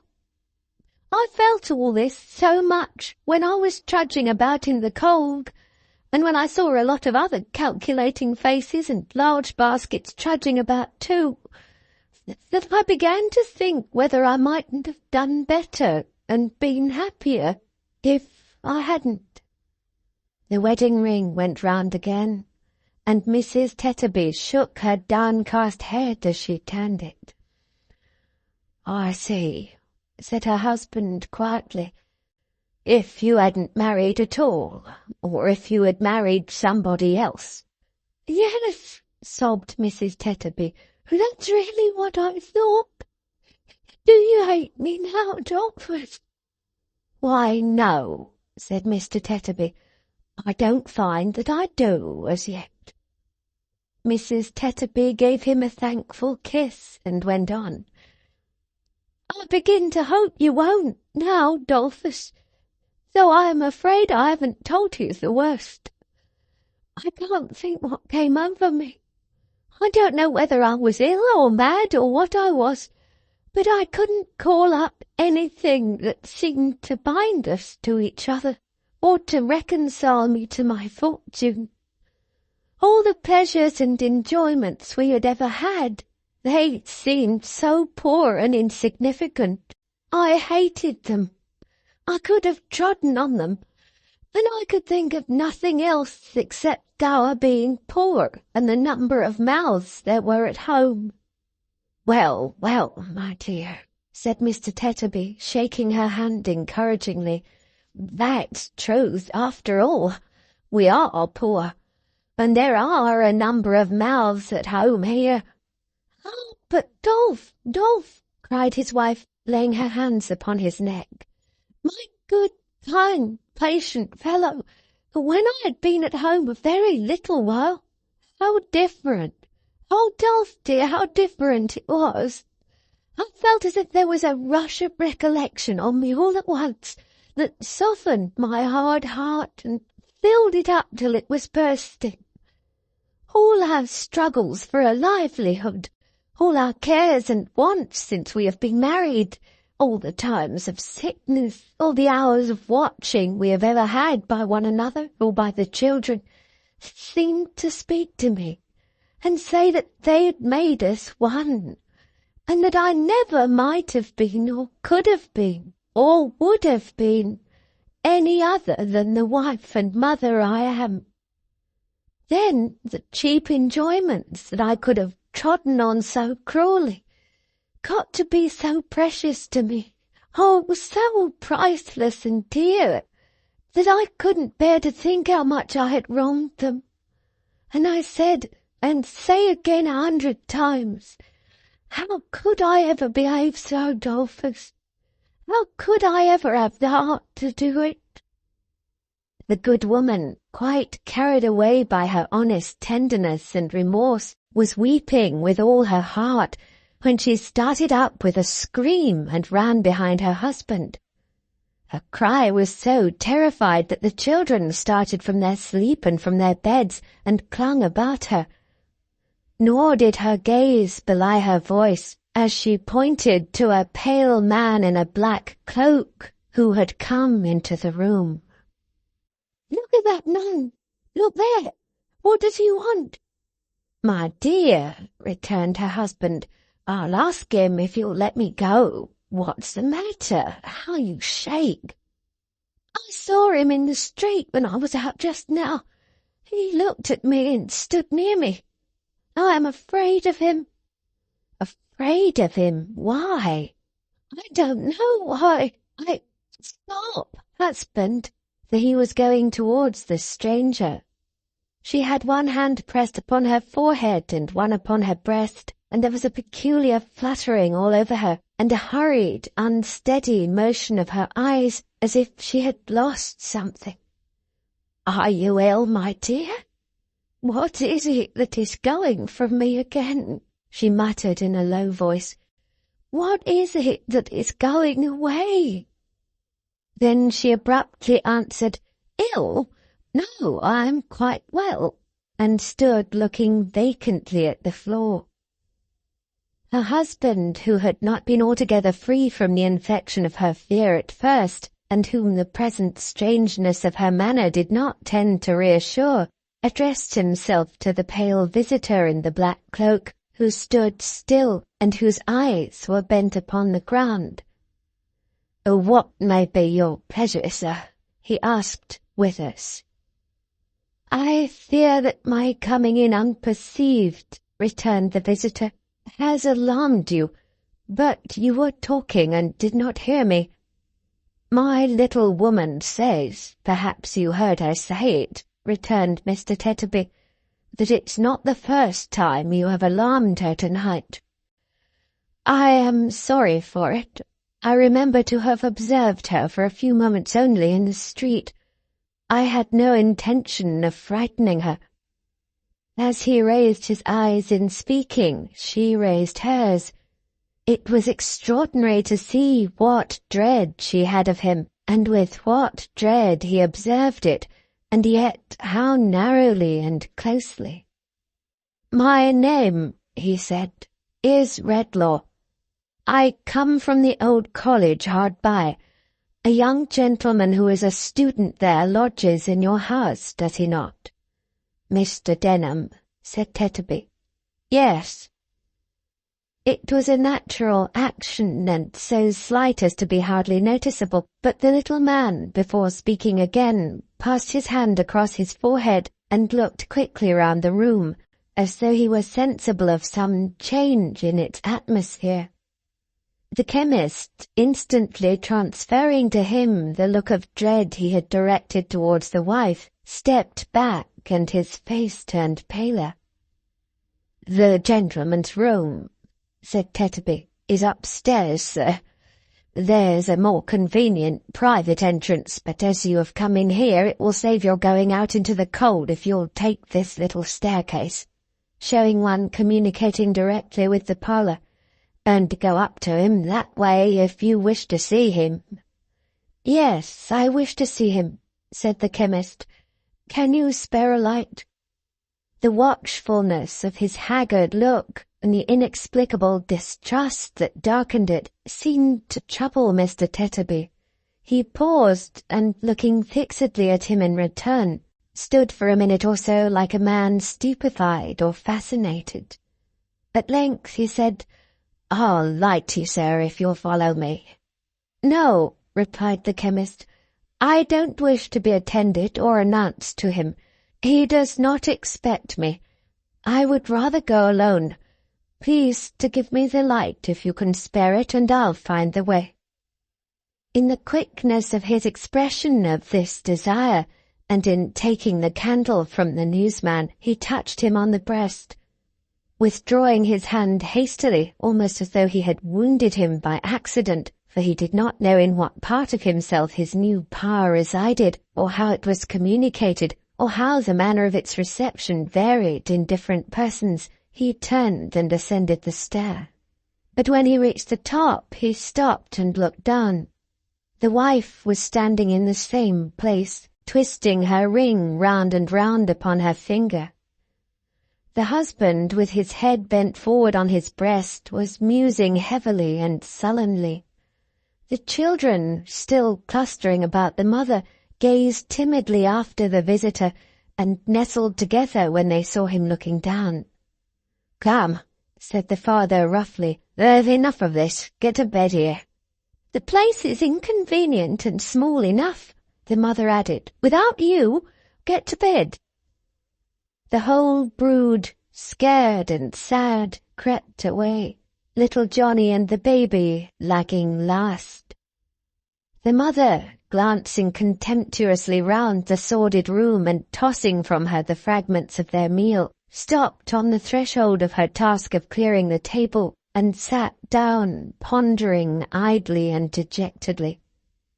The father betook himself to the chimney corner, and impatiently raking the small fire together, bent over it as if he would monopolize it all. They did not interchange a word. The chemist, paler than before, stole upward like a thief, looking back upon the change below, and dreading equally to go on or return.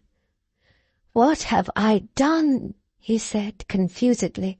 "What am I going to do?" "To be the benefactor of mankind," he thought he heard a voice reply. He looked round, but there was nothing there, and a passage now shutting out the little parlour from his view, he went on, directing his eyes before him at the way he went. "It is only since last night," he muttered gloomily, "that I have remained shut up, and yet all things are strange to me. I am strange to myself. I am here as in a dream. What interest have I in this place, or in any place that I can bring to my remembrance? My mind is going blind." There was a door before him, and he knocked at it. Being invited by a voice within to enter, he complied. "Is that my kind nurse?" said the voice. "But I need not ask her. There is no one else to come here." It spoke cheerfully, though in a languid tone, and attracted his attention to a young man lying on a couch drawn before the chimney-piece, with the back towards the door. A meagre, scanty stove, pinched and hollowed like a sick man's cheeks, and bricked into the centre of a hearth that it could scarcely warm, contained the fire to which his face was turned. Being so near the windy housetop, it wasted quickly and with a busy sound, and the burning ashes dropped down fast. "They chink when they shoot out here," said the student, smiling. "So, according to the gossips, they are not coffins, but purses. I shall be well and rich yet some day, if it please God, and shall live, perhaps, to love a daughter, Milly, in remembrance of the kindest nature and the gentlest heart in the world." He put up his hand as if expecting her to take it, but being weakened, he lay still, with his face resting on his other hand, and did not turn round. The chemist glanced about the room, at the student's books and papers piled upon a table in a corner, where they and his extinguished reading lamp, now prohibited and put away, told of the attentive hours that had gone before this illness, and perhaps caused it. At such signs of his old health and freedom as the out-of-door attire that hung idle on the wall, at those remembrances of other and less solitary scenes, the little miniatures upon the chimney-piece and the drawing of home, at that token of his emulation, perhaps in some sort of his personal attachment to the framed engraving of himself, the looker-on. The time had been only yesterday when not one of these objects, in its remotest association of interest with the living figure before him, would have been lost on Redlaw. Now they were but objects, or if any gleam of such connection shot upon him, it perplexed and not enlightened him as he stood looking round with a dull wonder. The student, recalling the thin hand which had remained so long untouched, raised himself on the couch and turned his head. "Mr. Redlaw!" he exclaimed, and started up. Redlaw put out his arm. "Don't come nearer to me. I will sit here. Remain you where you are." He sat down on a chair near the door, and having glanced at the young man, standing leaning with his hand upon the couch, spoke with his eyes averted towards the ground. "I heard by an accident, by what accident is no matter, that one of my class was ill and solitary. I received no other description of him than that he lived in this street. beginning my inquiries at the first house in it, I have found him." "I have been ill, sir," returned the student, not merely with a modest hesitation, but with a kind of awe of him. "But I'm greatly better. An attack of fever, of the brain, I believe, has weakened me, but I am much better. I cannot say I have been solitary in my illness, or I should forget the ministering hand that has been near me." "You are speaking of the keeper's wife," said Redlaw. "Yes." The student bent his head, as if he rendered her some silent homage. The chemist, in whom there was a cold, monotonous apathy, which rendered him more like a marble image on the tomb of the man who had started from his dinner yesterday at the first mention of this student's case than the breathing man himself, glanced again at the student leaning with his hand upon the couch, and looked upon the ground and in the air, as if for light for his blinded mind. "I remembered your name," he said, "when it was mentioned to me downstairs just now, and I recollect your face. We have held but very little personal communication together." "Very little." "You have retired and withdrawn from me more than any of the rest, I think." The student signified assent. "And why?" said the chemist, not with the least expression of interest, but with a moody, wayward kind of curiosity. "Why? How comes it that you have sought to keep especially from me the knowledge of your remaining here at this season, when all the rest have dispersed, and of your being ill? I want to know why this is." The young man, who had heard him with increasing agitation, raised his downcast eyes to his face, and clasping his hands together, cried with sudden earnestness and with trembling lips, "Mr. Redlaw, you have discovered me. You know my secret." "Secret?" said the chemist harshly. "I know?" "Yes, your manner, so different from the interest and sympathy which endear you to so many hearts, your altered voice, the constraint there is in everything you say and in your looks," replied the student, "warn me that you know me. That you would conceal it even now is but a proof to me, God knows I need none, of your natural kindness and of the bar there is between us." A vacant and contemptuous laugh was all his answer. "But, Mr. Redlaw," said the student, "as a just man and a good man, think how innocent I am, except in name and descent, of participation in any wrong inflicted on you, or in any sorrow you have borne." "Sorrow," said Redlaw, laughing. "Wrong? What are those to me?" "For heaven's sake," entreated the shrinking student, "do not let the mere interchange of a few words with me change you like this, sir. Let me pass again from your knowledge and notice. Let me occupy my old reserved and distant place among those whom you instruct. Know me only by the name I have assumed, and not by that of Longford." "Longford!" exclaimed the other. He clasped his head with both his hands, and for a moment turned upon the young man his own intelligent and thoughtful face, but the light passed from it like the sunbeam of an instant, and it clouded as before. "The name my mother bears, sir," faltered the young man. "The name she took, when she might perhaps have taken one more honoured." "Mr. Redlaw," hesitating, "I believe I know that history. Where my information halts, my guesses at what is wanting may supply something not remote from the truth. I am the child of a marriage that has not proved itself a well-assorted or a happy one. From infancy I have heard you spoken of with honour and respect, with something that was almost reverence. I have heard of such devotion, of such fortitude and tenderness, of such rising up against the obstacles which press men down, that my fancy, since I learnt my little lesson from my mother, has shed a lustre on your name. At last, a poor student myself, from whom could I learn but you?"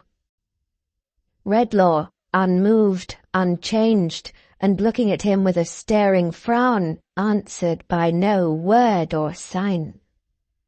"I cannot say," pursued the other. "I should try in vain to say how much it has impressed me and affected me to find the gracious traces of the past in that certain power of winning gratitude and confidence which is associated among us students, among the humblest of us most, with Mr. Redlaw's generous name. Our ages and positions are so different, sir, and I am so accustomed to regard you from a distance that I wonder at my own presumption when I touch, however lightly, on that theme. But to one who, I may say, who felt no common interest in my mother once, it may be something to hear, now that is all past, with what indescribable feelings of affection I have in my obscurity regarded him, with what pain and reluctance I have kept aloof from his encouragement, when a word of it would have made me rich. Yet how I have felt it fit that I should hold my course, content to know him, and to be unknown." "Mr. Redlaw," said the student faintly, "what I would have said, I have said ill, for my strength is strange to me as yet.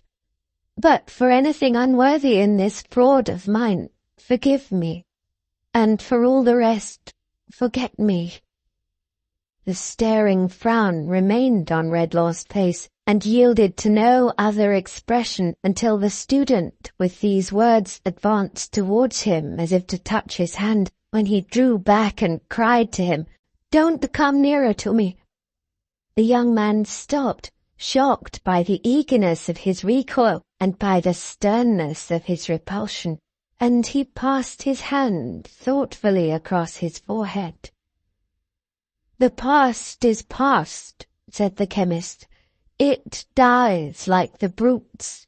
Who talks to me of its traces in my life? He raves or lies. What have I to do with your distempered dreams? If you want money, here it is. I came to offer it, and that is all I came for. There can be nothing else that brings me here," he muttered, holding his head again with both his hands. "There can be nothing else, and yet—" He had tossed his purse upon the table. As he fell into this dim cogitation with himself, the student took it up and held it out to him. "Take it back, sir," he said proudly, though not angrily. "I wish you could take from me with it the remembrance of your words and offer."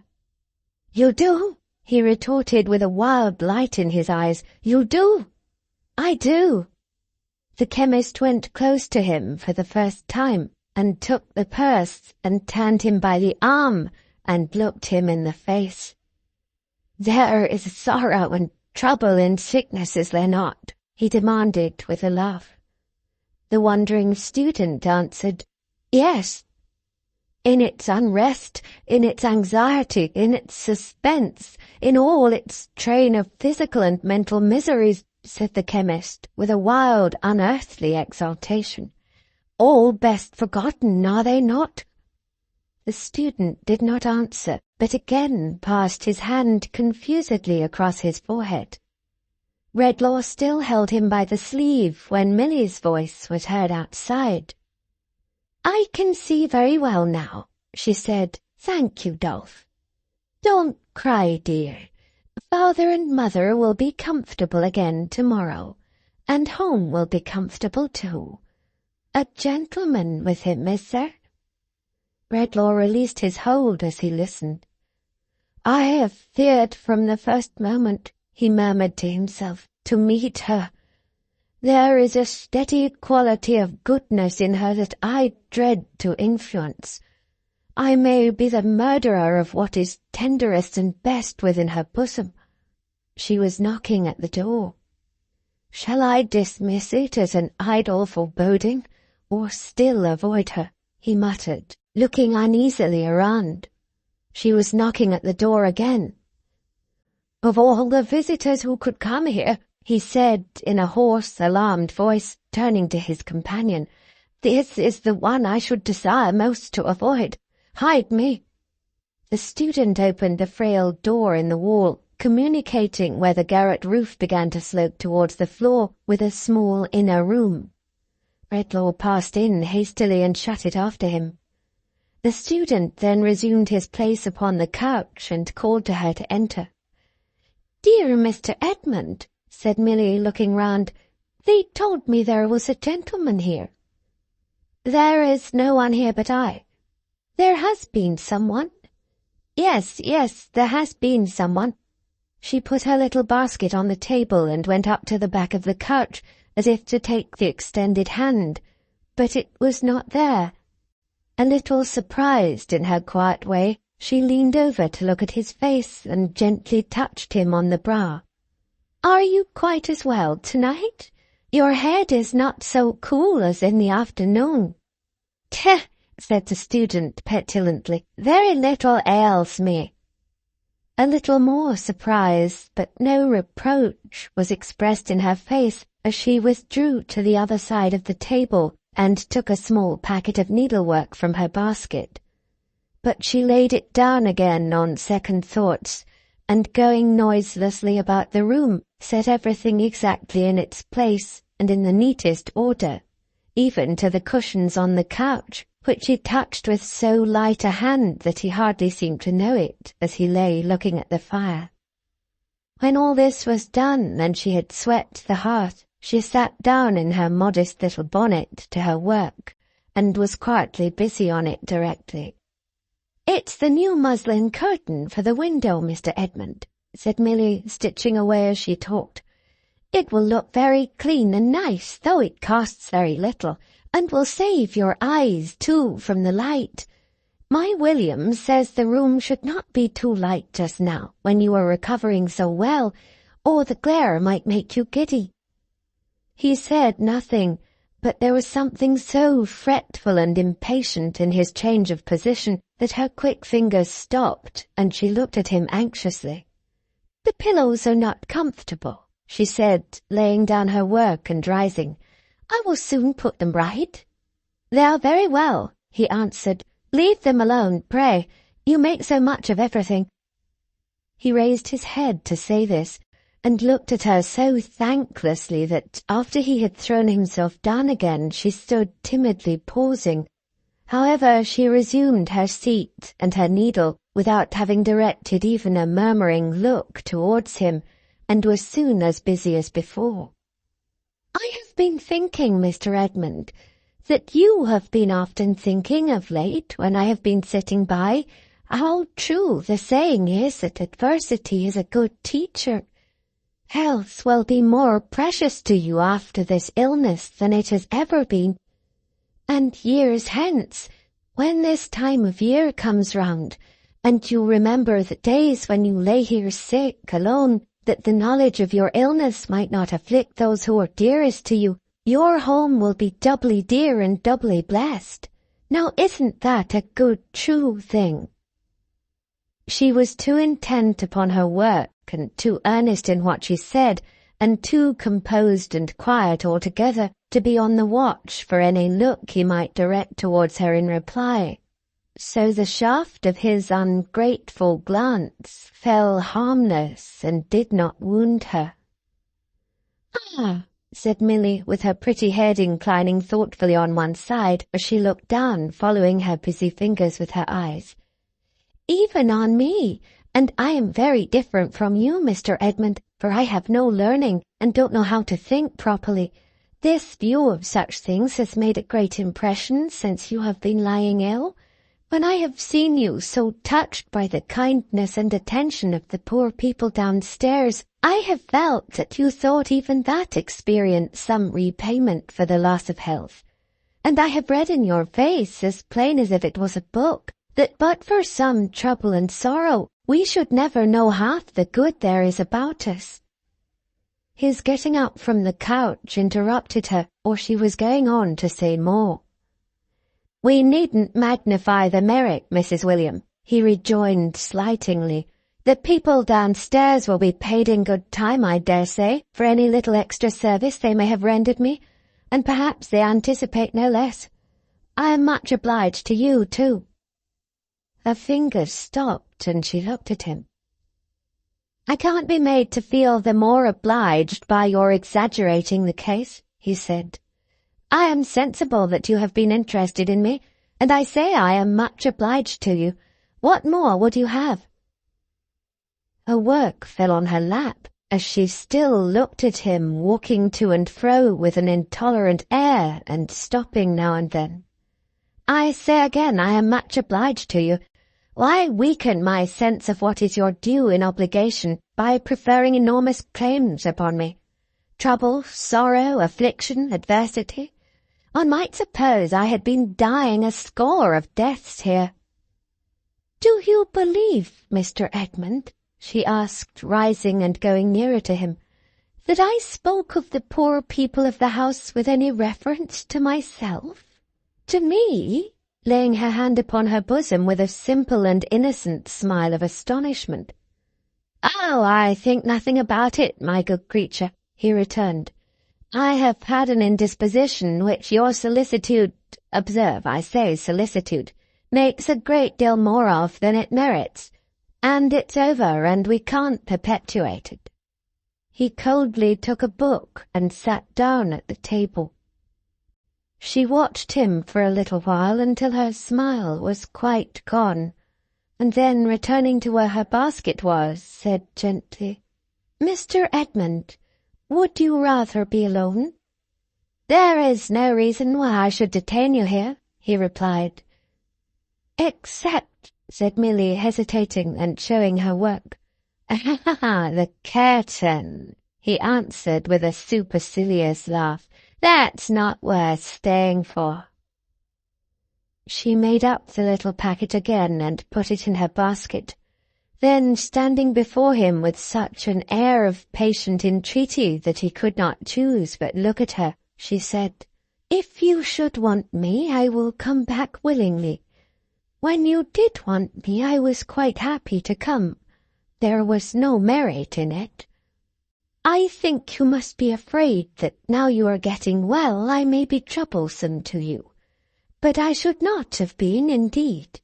I should have come no longer than your weakness and confinement lasted.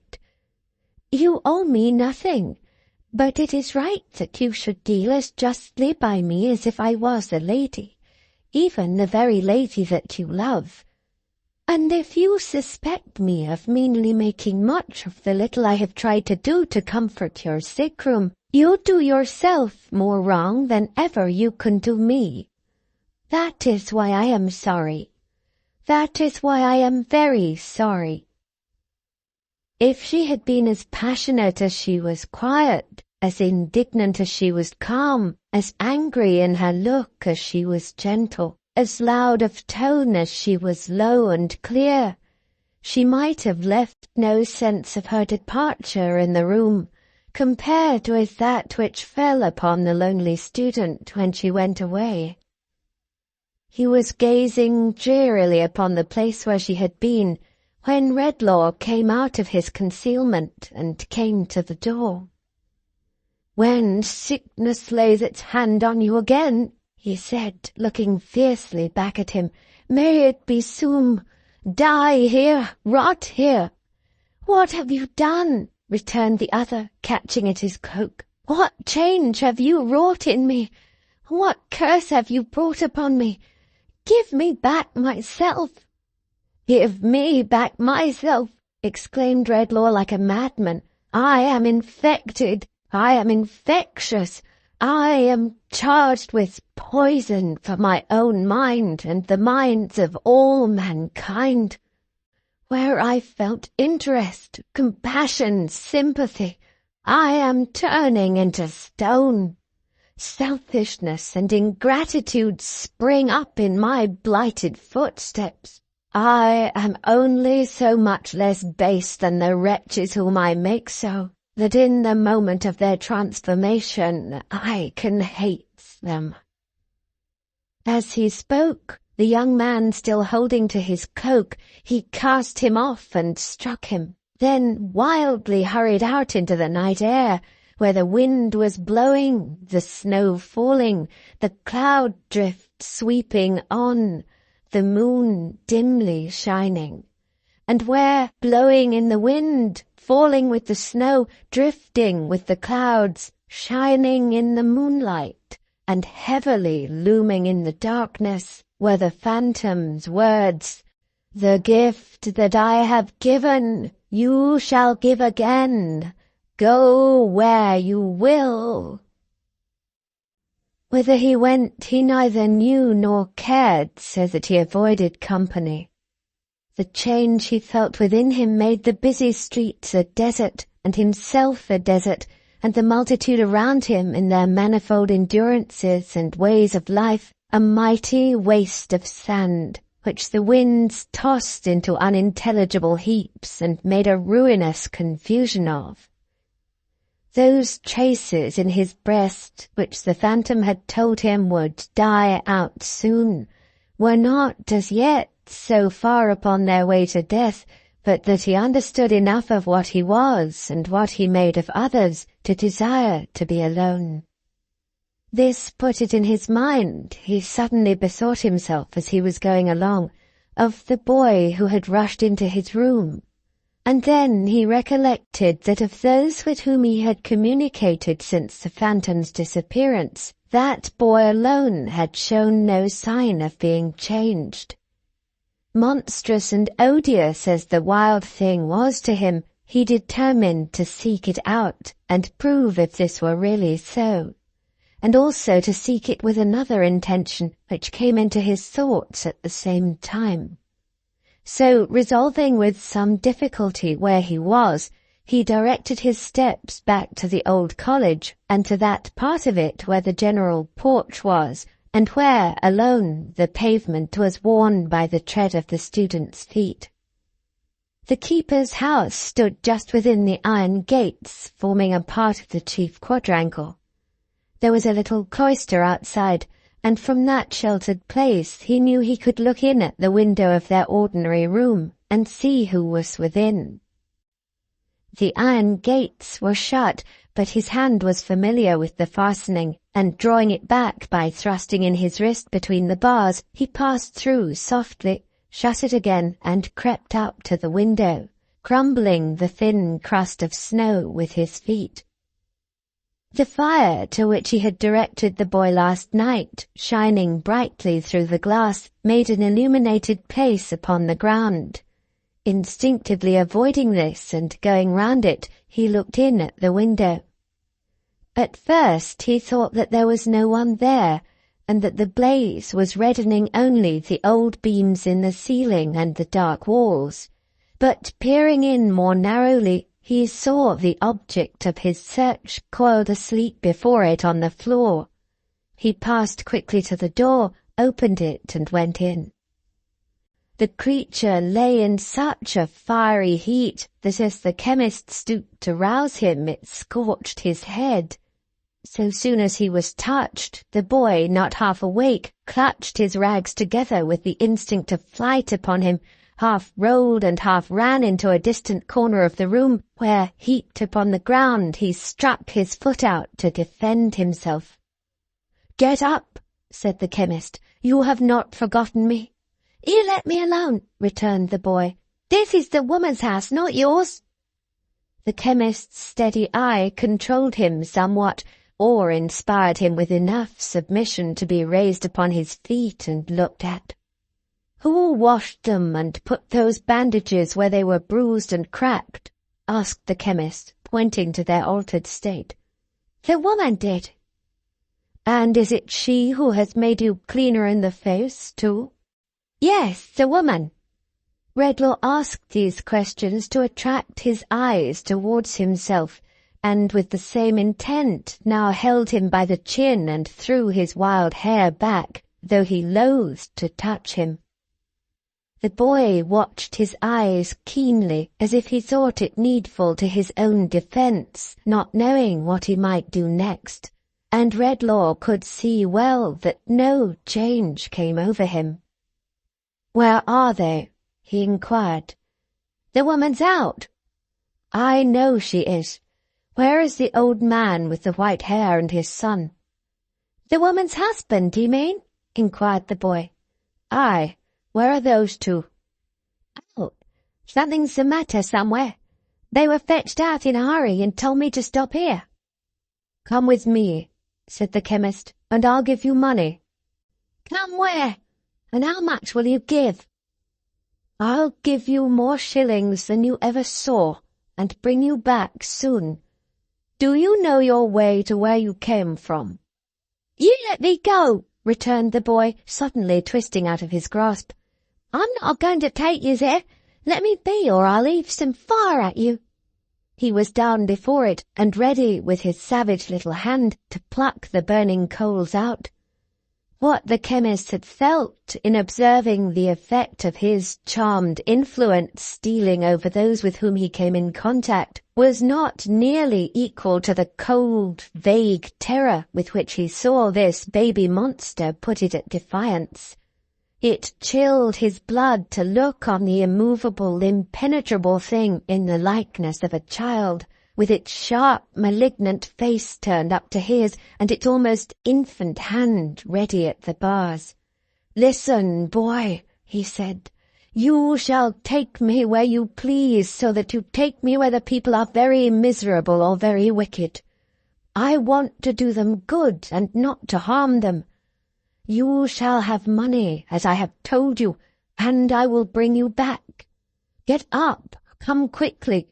He made a hasty step towards the door, afraid of her returning. "Will you let me walk by myself, and never hold me, nor yet touch me?" said the boy, slowly withdrawing the hand with which he threatened, and beginning to get up. "I will." "And let me go before, behind, or any ways I like?" "I will." "Give me some money first, then, and I'll go." The chemist laid a few shillings one by one in his extended hand. To count them was beyond the boy's knowledge, but he said one every time, and avariciously looked at each as it was given, and at the donor. He had nowhere to put them out of his hand but in his mouth, and he put them there.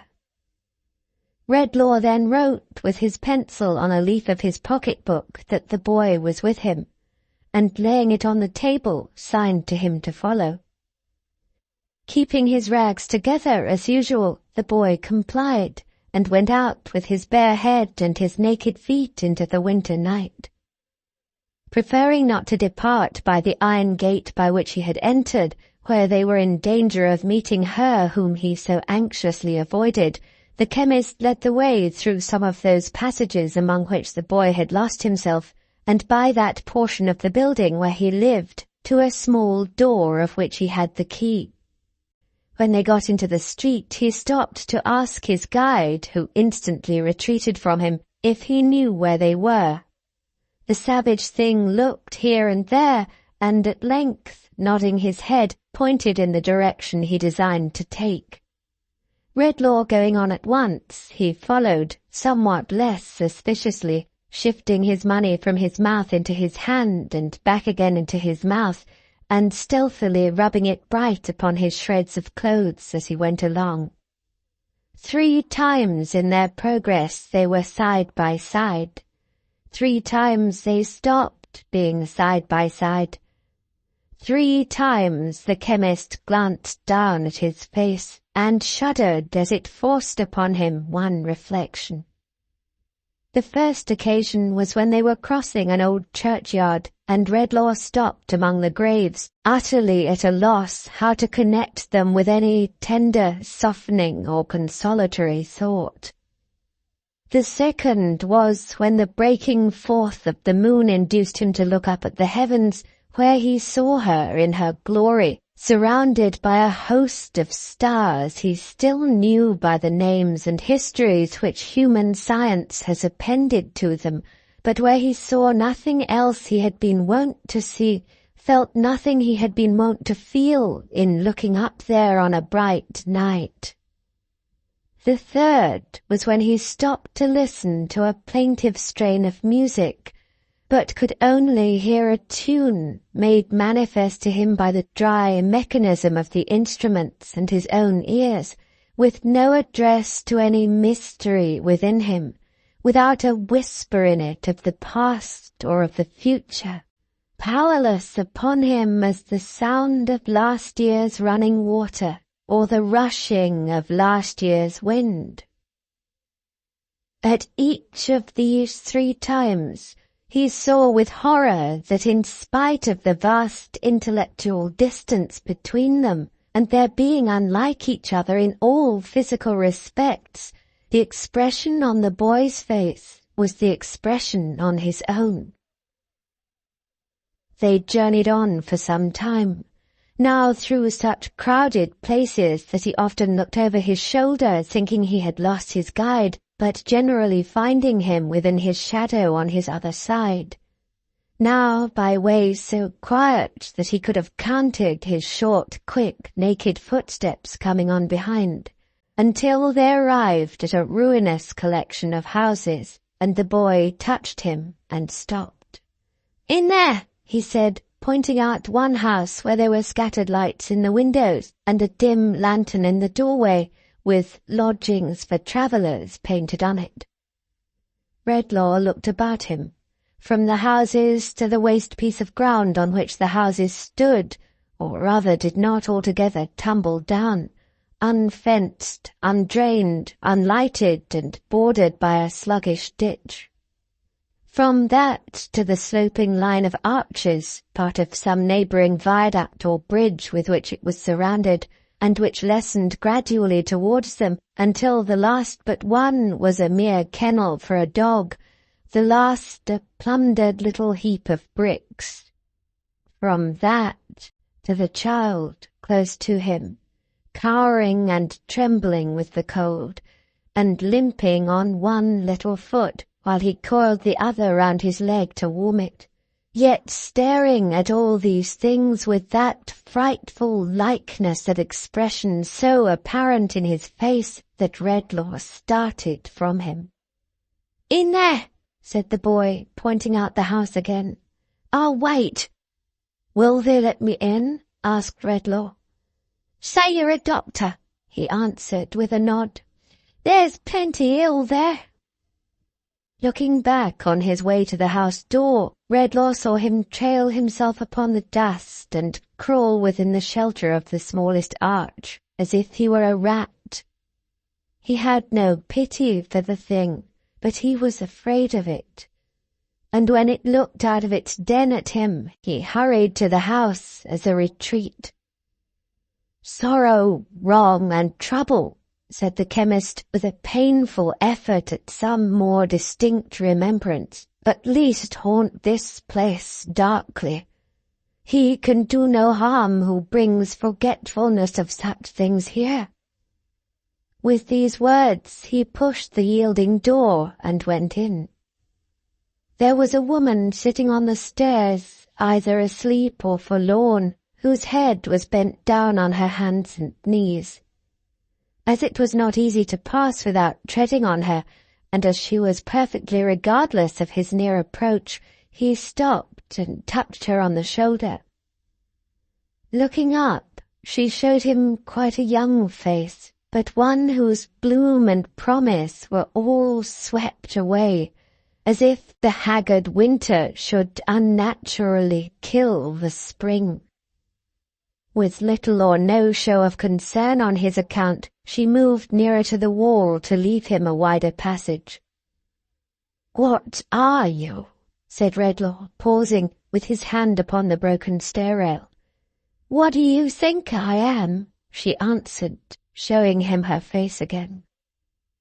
He looked upon the ruined temple of God, so lately made, so soon disfigured, and something which was not compassion for the springs in which a true compassion for such miseries as its rise were dried up in his breast, but which was nearer to it for the moment than any feeling that had lately struggled into the darkening but not yet wholly darkened night of his mind, mingled a touch of softness with his next words. "I am come here to give relief if I can," he said. "Are you thinking of any wrong?" She frowned at him, and then laughed, and then her laugh prolonged itself into a shivering sigh as she dropped her head again and hid her fingers in her hair. "Are you thinking of a wrong?" he asked once more. "I am thinking of my life," she said with a momentary look at him. He had a perception that she was one of many, and that he saw the type of thousands when he saw her drooping at his feet. "What are your parents?" he demanded. "I had a good home once. My father was a gardener far away in the country." "Is he dead?" "He's dead to me. All such things are dead to me. You a gentleman and not know that?" She raised her eyes again and laughed at him. "Girl," said Redlaw sternly, "before this death of all such things was brought about, was there no wrong done to you? In spite of all that you can do, does no remembrance of wrong cleave to you? Are there not times upon times when it is misery to you?" So little of what was womanly was left in her appearance that now, when she burst into tears, he stood amazed. But he was more amazed and much disquieted to note that in her awakened recollection of this wrong, the first trace of her old humanity and frozen tenderness appeared to show itself. He drew a little off, and in doing so observed that her arms were black, her face cut, and her bosom bruised. "What brutal hand has hurt you so?" he asked. "My own. I did it myself," she answered quickly. "It is impossible." "I'll swear I did. He didn't touch me. I did it to myself in a passion and threw myself down here. He wasn't near me. He never laid a hand upon me." In the white determination of her face, confronting him with this untruth, he saw enough of the last perversion and distortion of good surviving in that miserable breast to be stricken with remorse that he had ever come near her. "Sorrow, wrong, and trouble," he muttered, turning his fearful gaze away. "All that connects her with the state from which she has fallen has those roots. In the name of God, let me go by." Afraid to look at her again, afraid to touch her, afraid to think of having sundered the last thread by which she held upon the mercy of heaven, he gathered his cloak about him and glided swiftly up the stairs. Opposite to him on the landing was a door which stood partly open, and which, as he ascended, a man with a candle in his hand came forward from within to shut. But this man, on seeing him, drew back with much emotion in his manner, and, as if by a sudden impulse, mentioned his name aloud. In the surprise of such a recognition there, he stopped, endeavouring to recollect the wan and startled face. He had no time to consider it, for, to his yet greater amazement, old Philip came out of the room and took him by the hand. "Mr. Redlaw," said the old man, "this is like you. This is like you, sir. You have heard of it and have come after us to render any help you can." "Ah, too late, too late." Redlaw, with a bewildered look, submitted to be led into the room. A man lay there on a truckle bed, and William Swidger stirred at the bedside. "Too late," murmured the old man, looking wistfully into the chemist's face, and the tears stole down his cheeks. "That's what I say, father," interposed his son in a low voice. "That's where it is exactly. To keep as quiet as ever we can while he's a-dozing is the only thing to do. You're right, father." Redlaw paused at the bedside and looked down on the figure that was stretched upon the mattress. It was that of a man who should have been in the vigour of his life, but on whom it was not likely the sun would ever shine again. The vices of his 40 or 50 years' career had so branded him that in comparison with their effects upon his face, the heavy hand of time upon the old man's face who watched him had been merciful and beautifying. "Who is this?" asked the chemist, looking round. "My son George, Mr. Redlaw," said the old man, wringing his hands. "My eldest son George, who was more his mother's pride than all the rest." Redlaw's eyes wandered from the old man's grey head as he laid it down upon the bed to the person who had recognized him and who had kept aloof in the remotest corner of the room. He seemed to be about his own age, and although he knew no such hopeless decay and broken man as he appeared to be, there was something in the turn of his figure as he stood with his back towards him and now went out at the door that made him pass his hand uneasily across his brow. "William," he said in a gloomy whisper, "who is that man?" "Why, you see, sir," returned Mr. William, "that's what I say myself. Why should a man ever go and gamble and the like of that and let himself down inch by inch till he can't let himself down any lower?" "Has he done so?" asked Redlaw, glancing after him with the same uneasy action as before. "Just exactly that, sir," returned William Switcher, "as I'm told. He knows a little about medicine, sir, it seems, and having been wayfaring towards London with my unhappy brother that you see here," Mr. William passed his coat sleeve across his eyes, "and being lodging upstairs for the night, what I say, you see, is that strange companions come together here sometimes. He looked in to attend upon him and came for us at his request. What a mournful spectacle, sir! But that's where it is. It's enough to kill my father." Redlaw looked up at these words, and recalling where he was and with whom, and the spell he carried with him, which his surprise had obscured, retired a little hurriedly, debating with himself whether to shun the house that moment or remain. Yielding to a certain sullen doggedness which it seemed to be a part of his condition to struggle with, he argued for remaining. "Was it only yesterday," he said, "when I observed the memory of this old man to be a tissue of sorrow and trouble, and shall I be afraid tonight to shake it? Are such remembrances as I can drive away so precious to this dying man that I need fear for him? No, I'll stay here." But he stayed in fear and trembling none the less for these words, and shrouded in his black cloak with his face turned from them, stood away from the bedside listening to what they said as if he felt himself a demon in the place.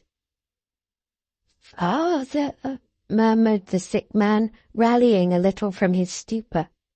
"My boy, my son George," said old Philip. "You spoke just now of my being mother's favourite long ago. It's a dreadful thing to think now of long ago." "No, no, no," returned the old man. "Think of it. Don't say it's dreadful. It's not dreadful to me, my son. It cuts you to the heart, father." For the old man's tears were falling on him. "Yes, yes," said Philip, "so it does, but it does me good. It's a heavy sorrow to think of that time, but it does me good, George. Oh, think of it too, and your heart will be softened more and more. Where's my son William?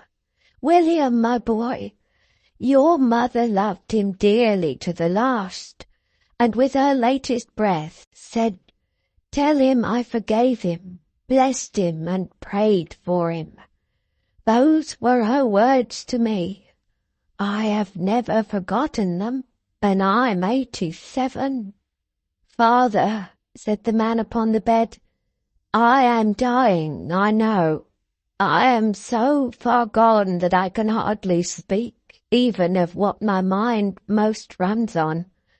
Is there any hope for me beyond this bed? There is hope, returned the old man, for all who are softened and penitent. There is hope for all such.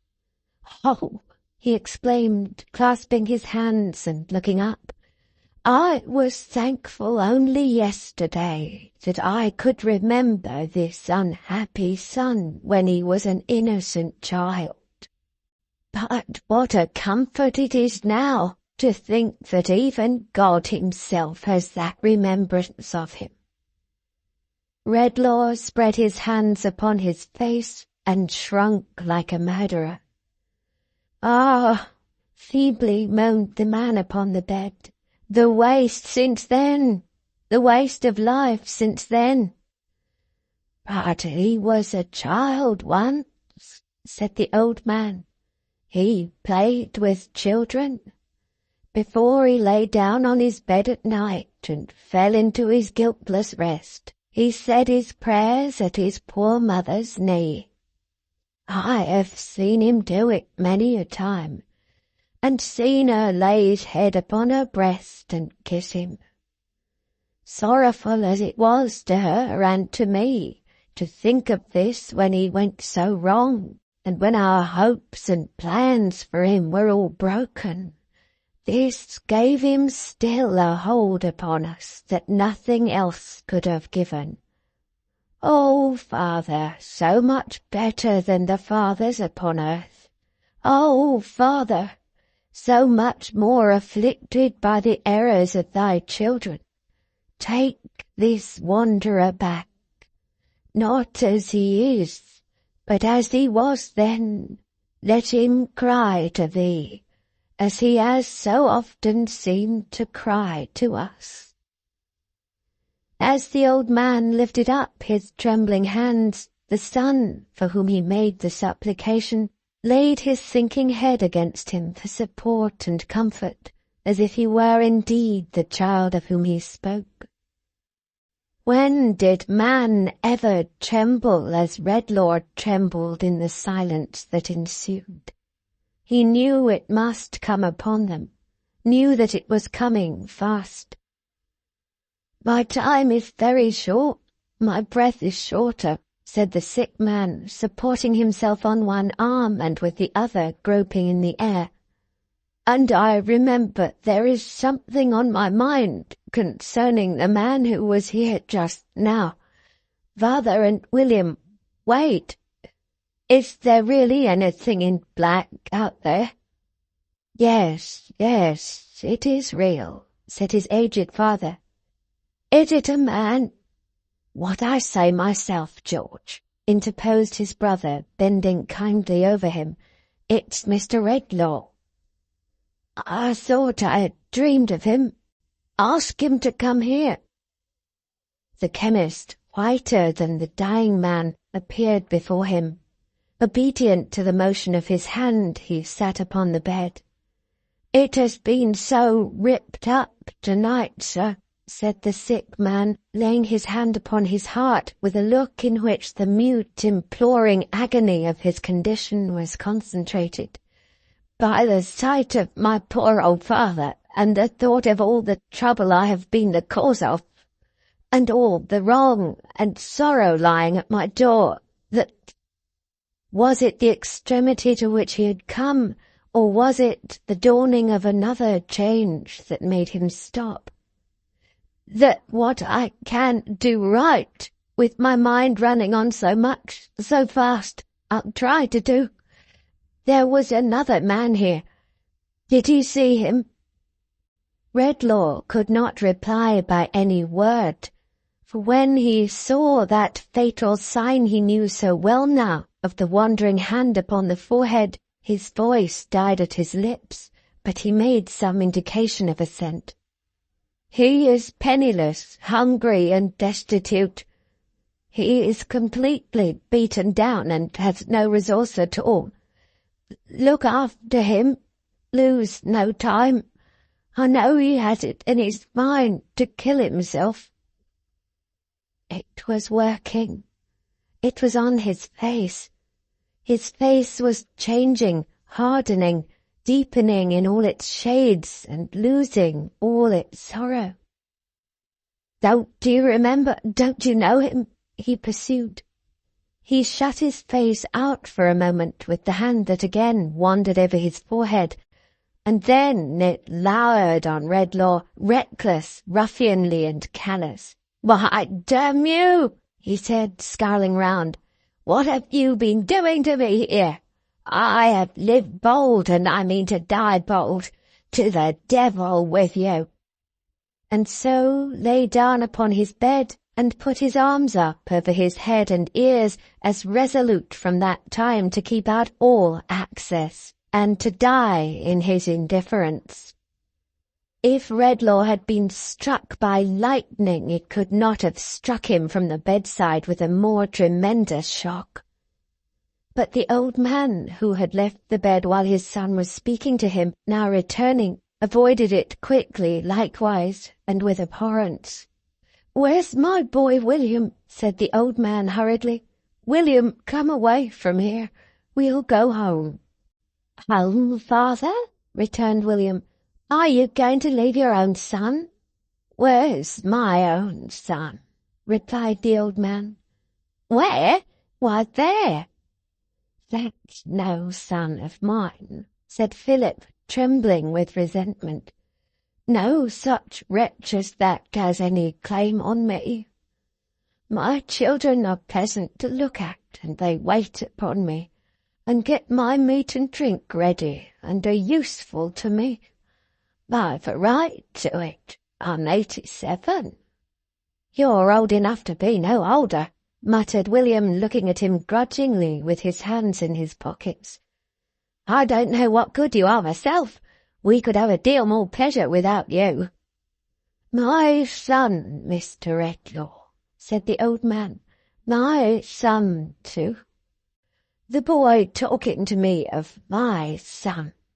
Why, what has he ever done to give me any pleasure, I should like to know?" "I don't know what you have ever done to give me any pleasure," said William sulkily. "Let me think," said the old man. "For how many Christmas times running have I sat in my warm place and never had to come out in the cold night air, and have made good cheer without being disturbed by any such uncomfortable wretched sight as him there. Is it 20, William?" "Nigher 40, it seems," he muttered. "Why, when I look at my father, sir, and come to think of it," addressing Redlaw with an impatience and irritation that were quite new, "I'm whipped if I can see anything in him but a calendar of ever so many years of eating and drinking and making himself comfortable over and over again." "I'm 87, said the old man, rambling on childishly and weakly, "and I don't know as I ever was much put out by anything. I'm not going to begin now because of what he calls my son. He's not my son. I've had a power of pleasant times. I recollect once— no, I don't. No, it's broken off. It was something about a game of cricket and a friend of mine, but it's somehow broken off. I wonder who he was. I suppose I liked him. And I wonder what became of him. I suppose he died. But I don't know, and I don't care neither. I don't care a bit." In his drowsy chuckling and the shaking of his head, he put his hands into his waistcoat pockets. In one of them he found a bit of holly left there probably last night, which he now took out and looked at. "Berries, eh?" said the old man. "Ah, it's a pity they're not good to eat. I recollect when I was a little chap about as high as that and out a-walking with— let me see, who was I out a-walking with? No, I don't remember how that was. I don't remember as I ever walked with anyone particular, or cared for anyone, or anyone for me. Berries, eh? There's good cheer when there's berries. Well, I ought to have my share of it and to be waited on and kept warm and comfortable. For I'm 87 and a poor old man. I'm 87. 87.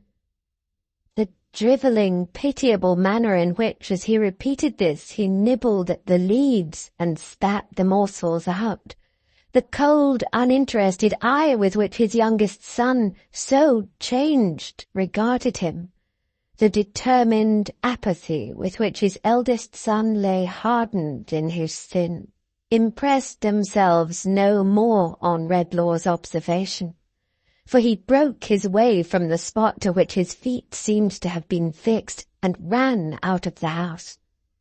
His guide came crawling forth from his place of refuge, and was ready for him before he reached the arches.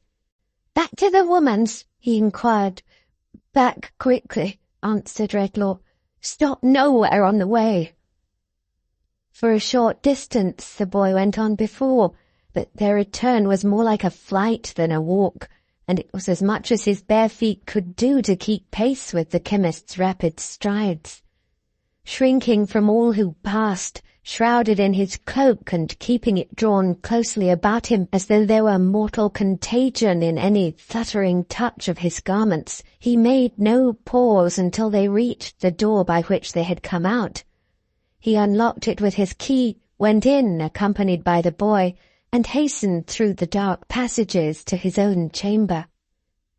The boy watched him as he made the door fast, and withdrew behind the table when he looked round.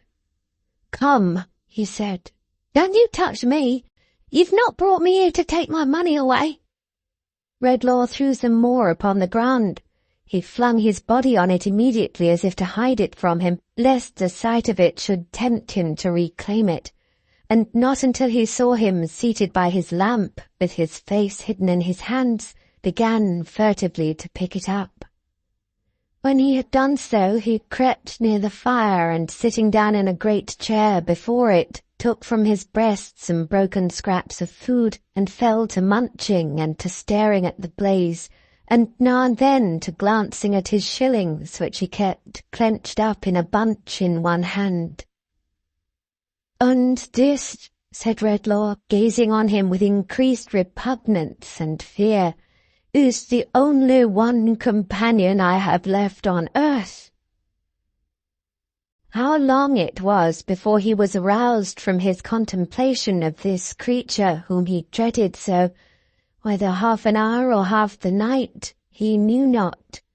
But the stillness of the room was broken by the boy whom he had seen listening, starting up and running towards the door. "Here's the woman coming," he exclaimed. The chemist stopped him on his way at the moment when she knocked. "Let me go to her, will you?" said the boy. "Not now," returned the chemist. "Stay here. Nobody must pass in nor out of the room now. Who's that?" "It's I, sir," cried Milly. "Pray, sir, let me in." "No, not for the world," he said. Mr. Redlaw, pray, sir, let me in." "What is the matter?" he said, holding the boy. "The miserable man you saw is worse, and nothing I can say will wake him from his terrible infatuation. William's father has turned childish in a moment. William himself is changed. The shock has been too sudden for him. I cannot understand him. He is not like himself. Oh, Mr. Redlaw, pray advise me, help me." No, he answered. "Mr. Redlaw, dear sir, George has been muttering in his doze about the man you saw there, who he fears will kill himself. Better he should do it than come near me. He says in his wanderings that you know him, that he was your friend once long ago, that he is the ruined father of a student here, my mind misgives me, of the young gentleman who has been ill. What is to be done? How is he to be followed? How is he to be saved? Mr. Redlaw, pray, oh pray, advise me, help me." All this time he held the boy, who was half mad, to pass him and let her in. "Phantoms, punishers of impious thoughts," cried Redlaw, gazing round in anguish, "look upon me. From the darkness of my mind, let the glimmering of contrition that I know is there shine up and show my misery. In the material world, as I have long taught, nothing can be spared. No step or atom in the wondrous structure could be lost without a blank being made in the great universe. I know now that it is the same with good and evil, happiness and sorrow in the memories of men. Pity me, relieve me." There was no response but her, help me, let me in," and the boy struggling to get to her. "Shadow of myself, spirit of my darker hours," cried Redlaw in distraction, "come back and haunt me day and night, but take this gift away. Or if it must still rest with me, deprive me of the dreadful power of giving it to others, undo what I have done. Leave me benighted, but restore the day to those whom I have cursed, as I have spared this woman from the first, and as I never will go forth again, but will die here with no hand to tend me save this creature's who is proof against me. Hear me." The only reply still was the boy struggling to get to her while he held him back, and the cry increasing in its energy, "Help me, let me in. He was your friend once. How shall he be followed? How shall he be saved? They are all changed. There is no one else to help me. Pray, pray, let me in." Chapter 3. The Gift Reversed. Night was still heavy in the sky. On open plains, from hilltops and from the decks of solitary ships at sea, a distant low-lying line that promised by and by to change to light was visible in the dim horizon. But its promise was remote and doubtful, and the moon was striving with the night clouds busily. The shadows upon Redlaw's mind succeeded thick and fast to one another, and obscured its light as the night clouds hovered between the moon and earth and kept the latter veiled in darkness. Fitful and uncertain as the shadows which the night clouds cast were their concealments from him and imperfect revelations to him. And like the night clouds still, if the clear light broke forth for a moment, it was only that they might sweep over it and make the darkness deeper than before. Without, there was a profound and solemn hush upon the ancient pile of buildings, and its buttresses and angles made dark shapes of mystery upon the ground, which now seemed to retire into the smooth white snow, and now seemed to come out of it as the moon's path was more or less beset. Within, the chemist's room was indistinct and murky by the light of the expiring lamp.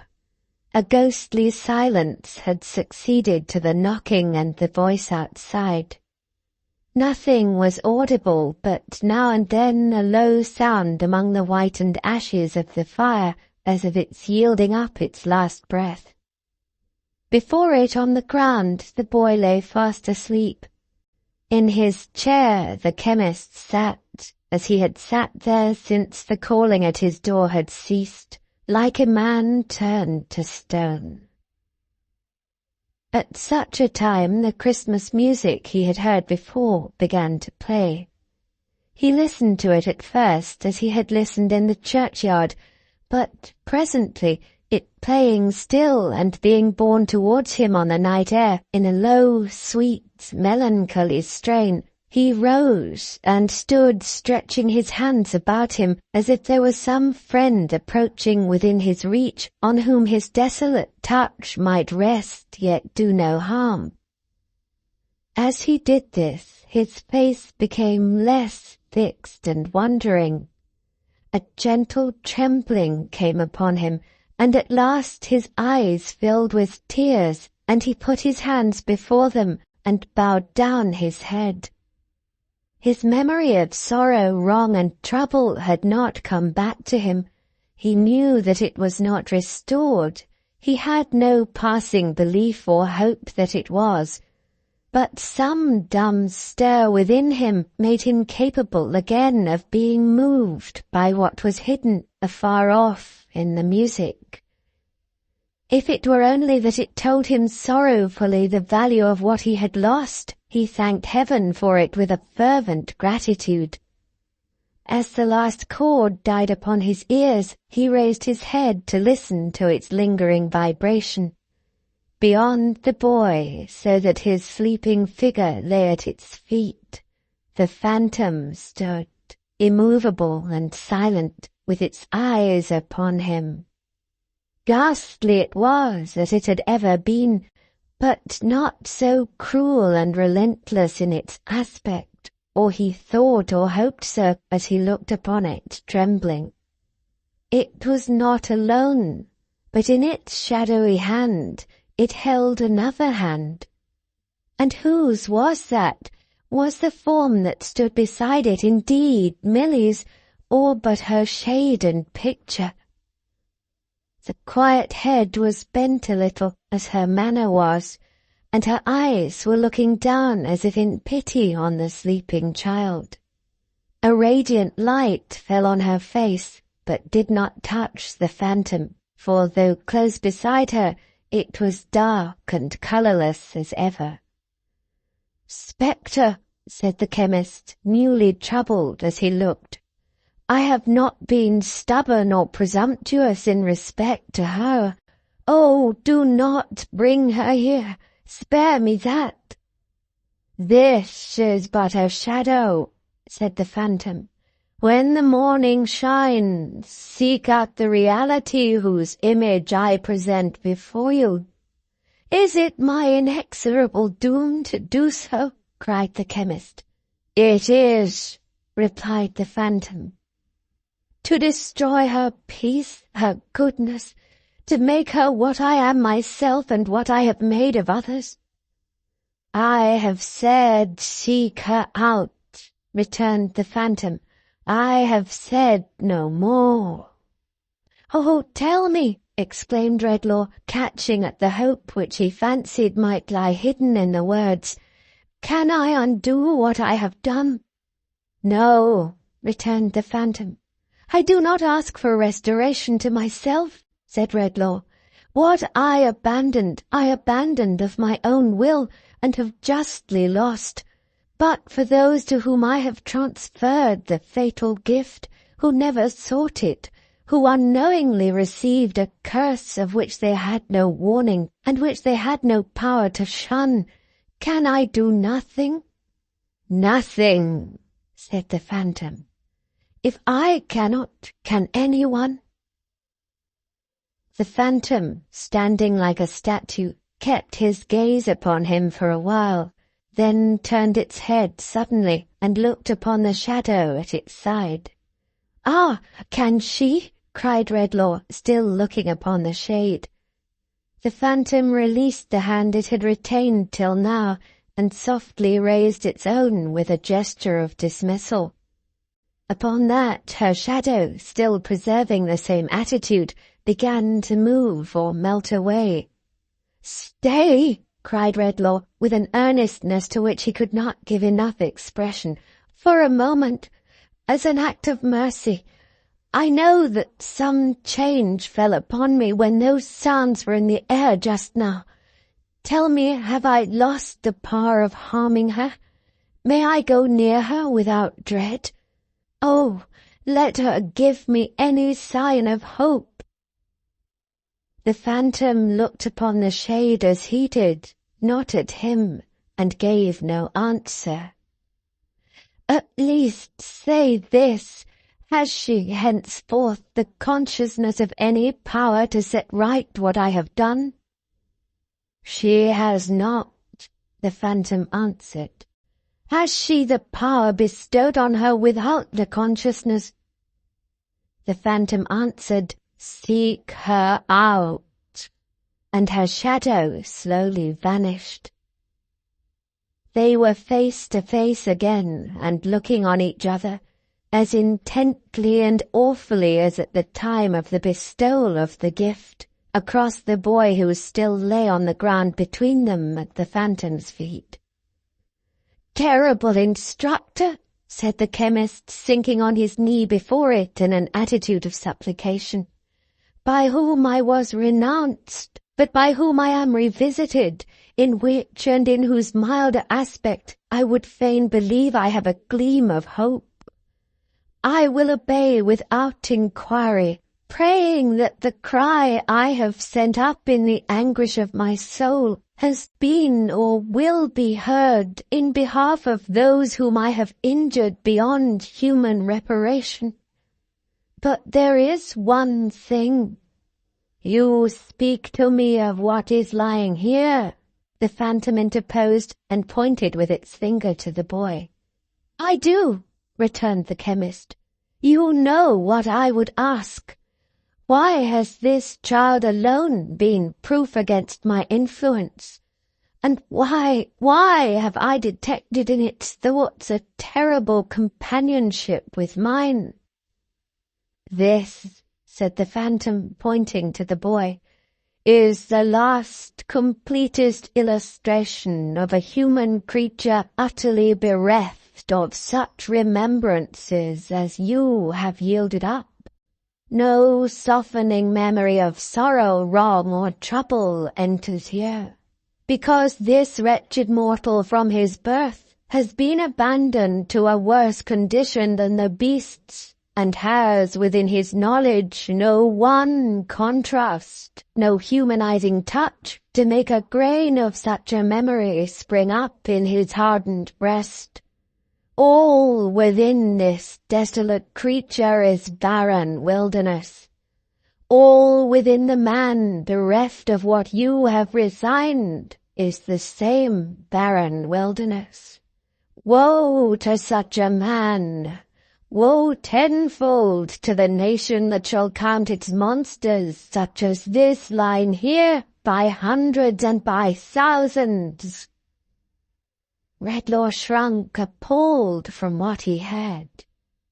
"There is not," said the phantom, "one of these, not one, but shows a harvest that mankind must reap.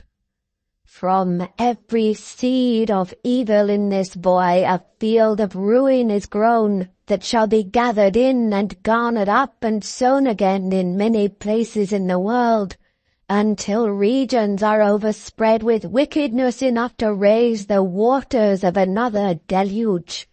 Open and unpunished murder in a city's streets would be less guilty in its daily toleration than one such spectacle as this." It seemed to look down upon the boy in his sleep. Redlaw too looked down upon him with a new emotion. "There is not a father," said the phantom, "by whose side in his daily or his nightly walk these creatures pass. There is not a mother among all the ranks of loving mothers in this land. There is no one risen from the state of childhood but shall be responsible in his or her degree for this enormity. There is not a country throughout the earth on which it would not bring a curse There is no religion upon earth that it would not deny. There is no people upon earth it would not put to shame." The chemist clasped his hands and looked with trembling fear and pity from the sleeping boy to the phantom standing above him with its finger pointing down. "Behold, I say," pursued the spectre, "the perfect type of what it was your choice to be. Your influence is powerless here because from this child's bosom you can banish nothing. His thoughts have been in terrible companionship with yours because you have gone down to his unnatural level. He is the growth of man's indifference. You are the growth of man's presumption. The beneficent design of heaven is in each case overthrown, and from the two poles of the immaterial world you come together." The chemist stooped upon the ground beside the boy, and with the same kind of compassion for him that he now felt for himself, covered him as he slept, and no longer shrunk from him with abhorrence or indifference. Soon now the distant line on the horizon brightened, the darkness faded, the sun rose red and glorious, and the chimney stacks and gables of the ancient building gleamed in the clear air, which turned the smoke and vapour of the city into a cloud of gold.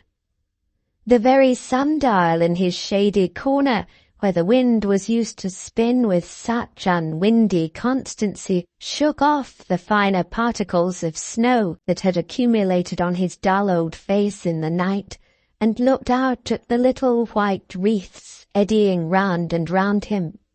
Doubtless some blind groping of the morning made its way down into the forgotten crypt, so cold and earthy, where the Norman arches were half buried in the ground, and stirred the dull deep sap in the lazy vegetation hanging to the walls, and quickened the slow principle of life within the little world of wonderful and delicate creation which existed there, with some faint knowledge that the sun was up.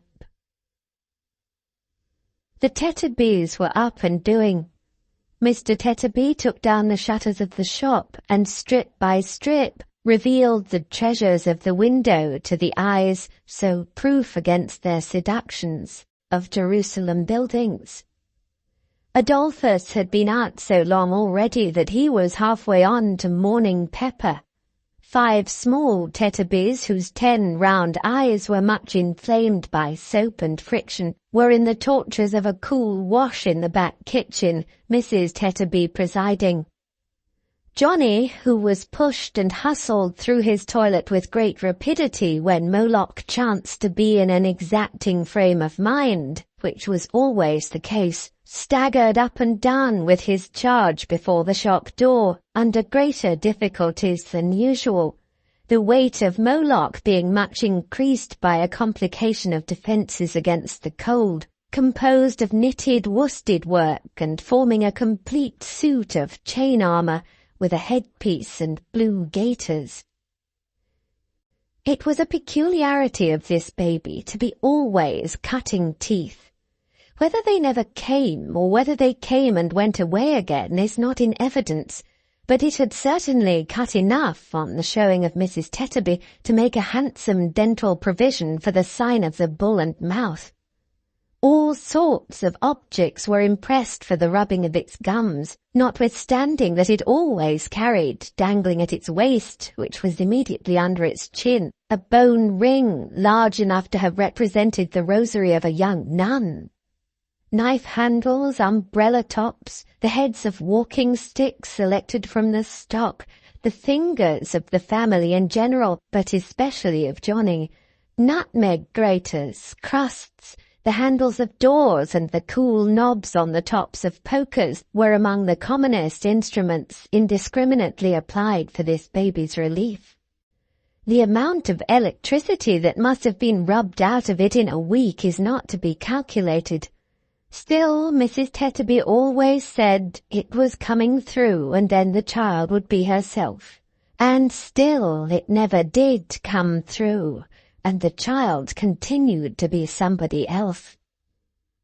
The tempers of the little Tetterbys had sadly changed with a few hours. Mr. and Mrs. Tetterby themselves were not more altered than their offspring.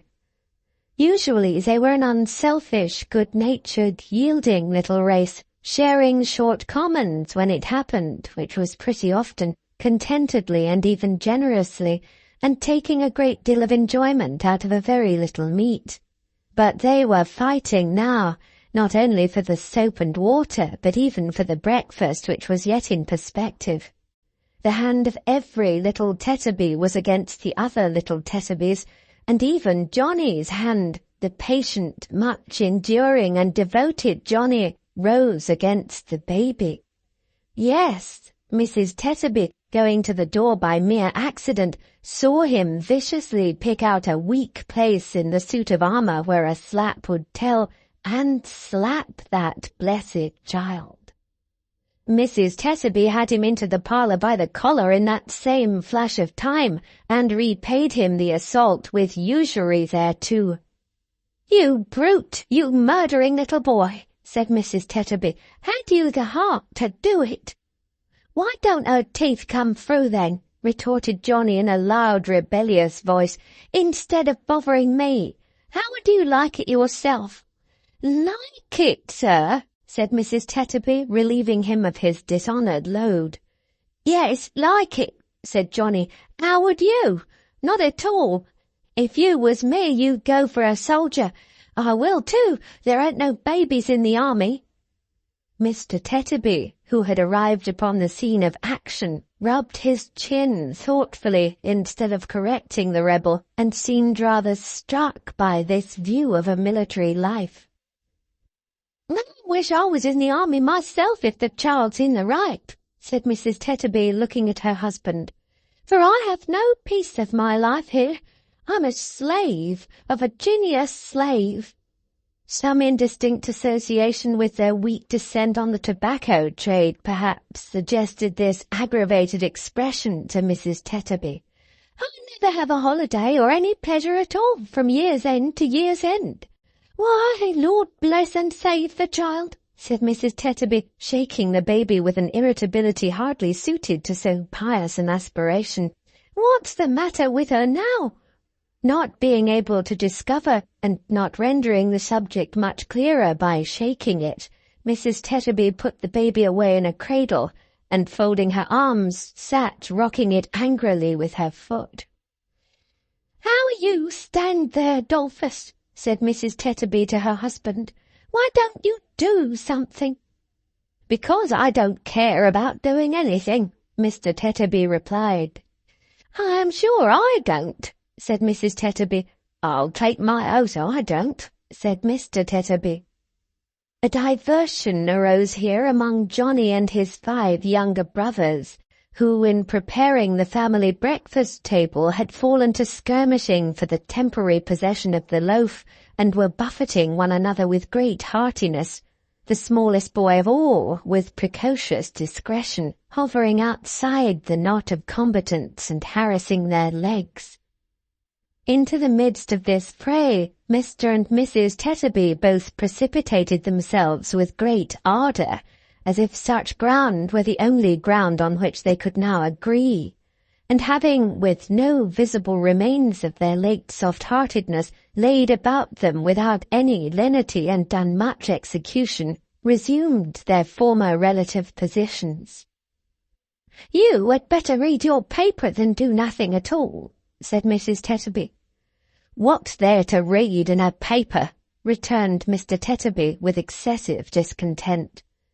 "What?" said Mrs. Tetterby. "Police." "It's nothing to me," said Tetterby. "What do I care what people do or are done to?" "Suicides," suggested Mrs. Tetterby. "No business of mine," replied her husband.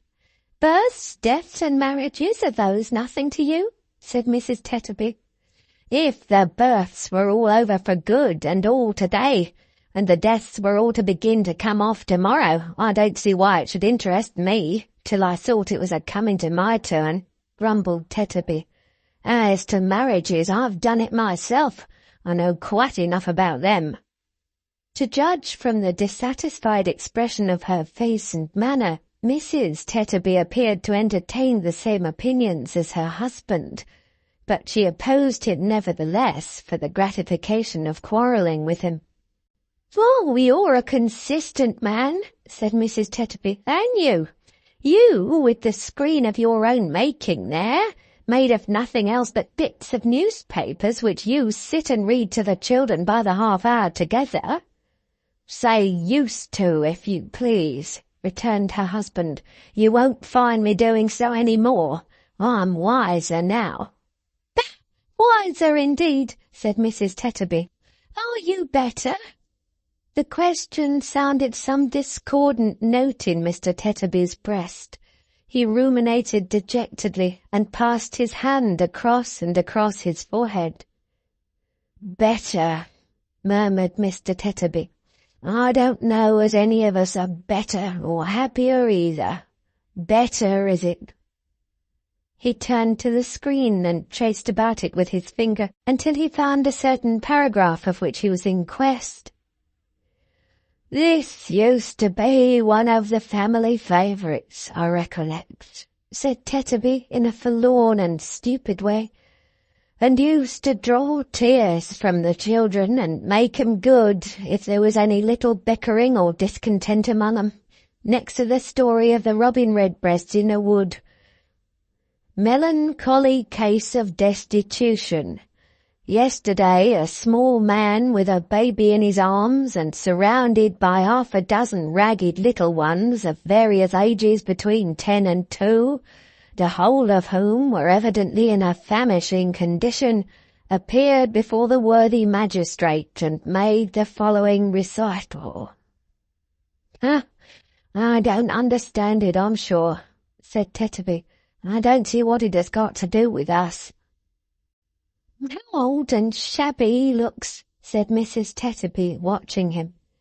"I never saw such a change in a man. Oh, dear me, dear me, dear me, it was a sacrifice." "What was a sacrifice?" her husband sourly inquired. Mrs. Tetterby shook her head, and without replying in words, raised a complete sea-storm about the baby by her violent agitation of the cradle.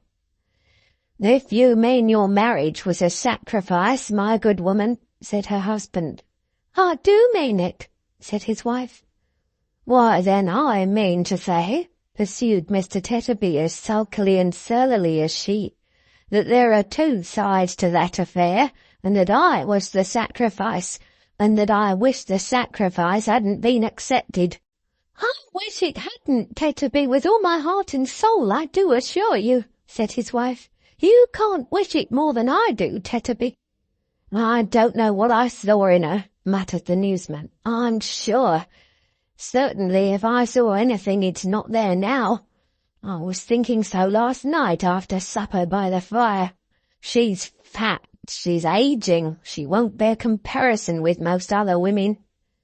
"He's common-looking, he has no air with him. He's small, he's beginning to stoop, and he's getting bald," muttered Mrs. Tetterby. "I must have been half out of my mind when I did it," muttered Mr. Tetterby. "My senses must have forsook me. That's the only way in which I can explain it to myself," said Mrs. Tetterby with elaboration. In this mood they sat down to breakfast.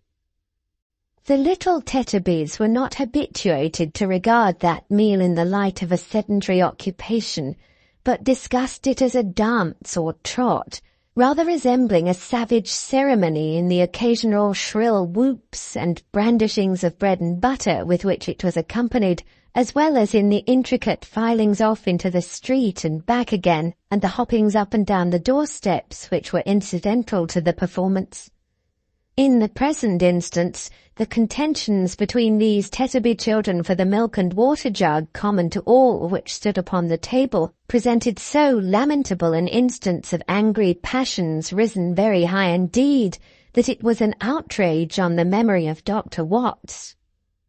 It was not until Mr. Tetterby had driven the whole herd out at the front door that a moment's peace was secured, and even that was broken by the discovery that Johnny had surreptitiously come back, and was at that instant choking in the jug like a ventriloquist in his indecent and rapacious haste. "These children will be the death of me at last," said Mrs. Tetterby after banishing the culprit, "and the sooner the better, I think." "Poor people," said Mr. Tetterby, "ought not to have children at all. They give us no pleasure." He was at that moment taking up the cup which Mrs. Tetterby had rudely pushed towards him, and Mrs. Tetterby was lifting her own cup to her lips, when they were both stopped as if they were transfixed. "Here, mother, father," cried Johnny, running into the room. "Here's Mrs. William coming down the street." And if ever, since the world began, a young boy took a baby from a cradle with the care of an old nurse, and hushed and soothed it tenderly, and tottered away with it cheerfully, Johnny was that boy, and Moloch was that baby as they went out together. Mr. Tetterby put down his cup. Mrs. Tetterby put down her cup. Mr. Tetterby rubbed his forehead. Mrs. Tetterby rubbed hers. Mr. Tetterby's face began to smooth and brighten. Mrs. Tetterby's began to smooth and brighten. "Why, Lord forgive me," said Mr. Tetterby to himself. "What evil tempers have I been giving way to? What has been the matter here? How could I ever treat him ill again after all I said and felt last night?" sobbed Mrs. Tetterby with her apron to her eyes. "Am I a brute?" said Mr. Tetterby, "or is there any good in me at all? Sophia, my little woman." "Dolphus, dear," returned his wife.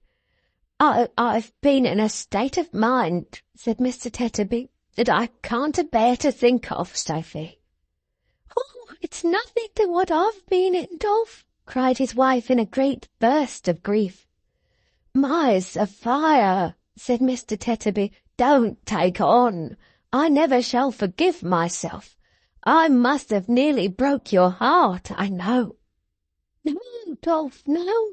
It was me, cried Mrs. Tetterby.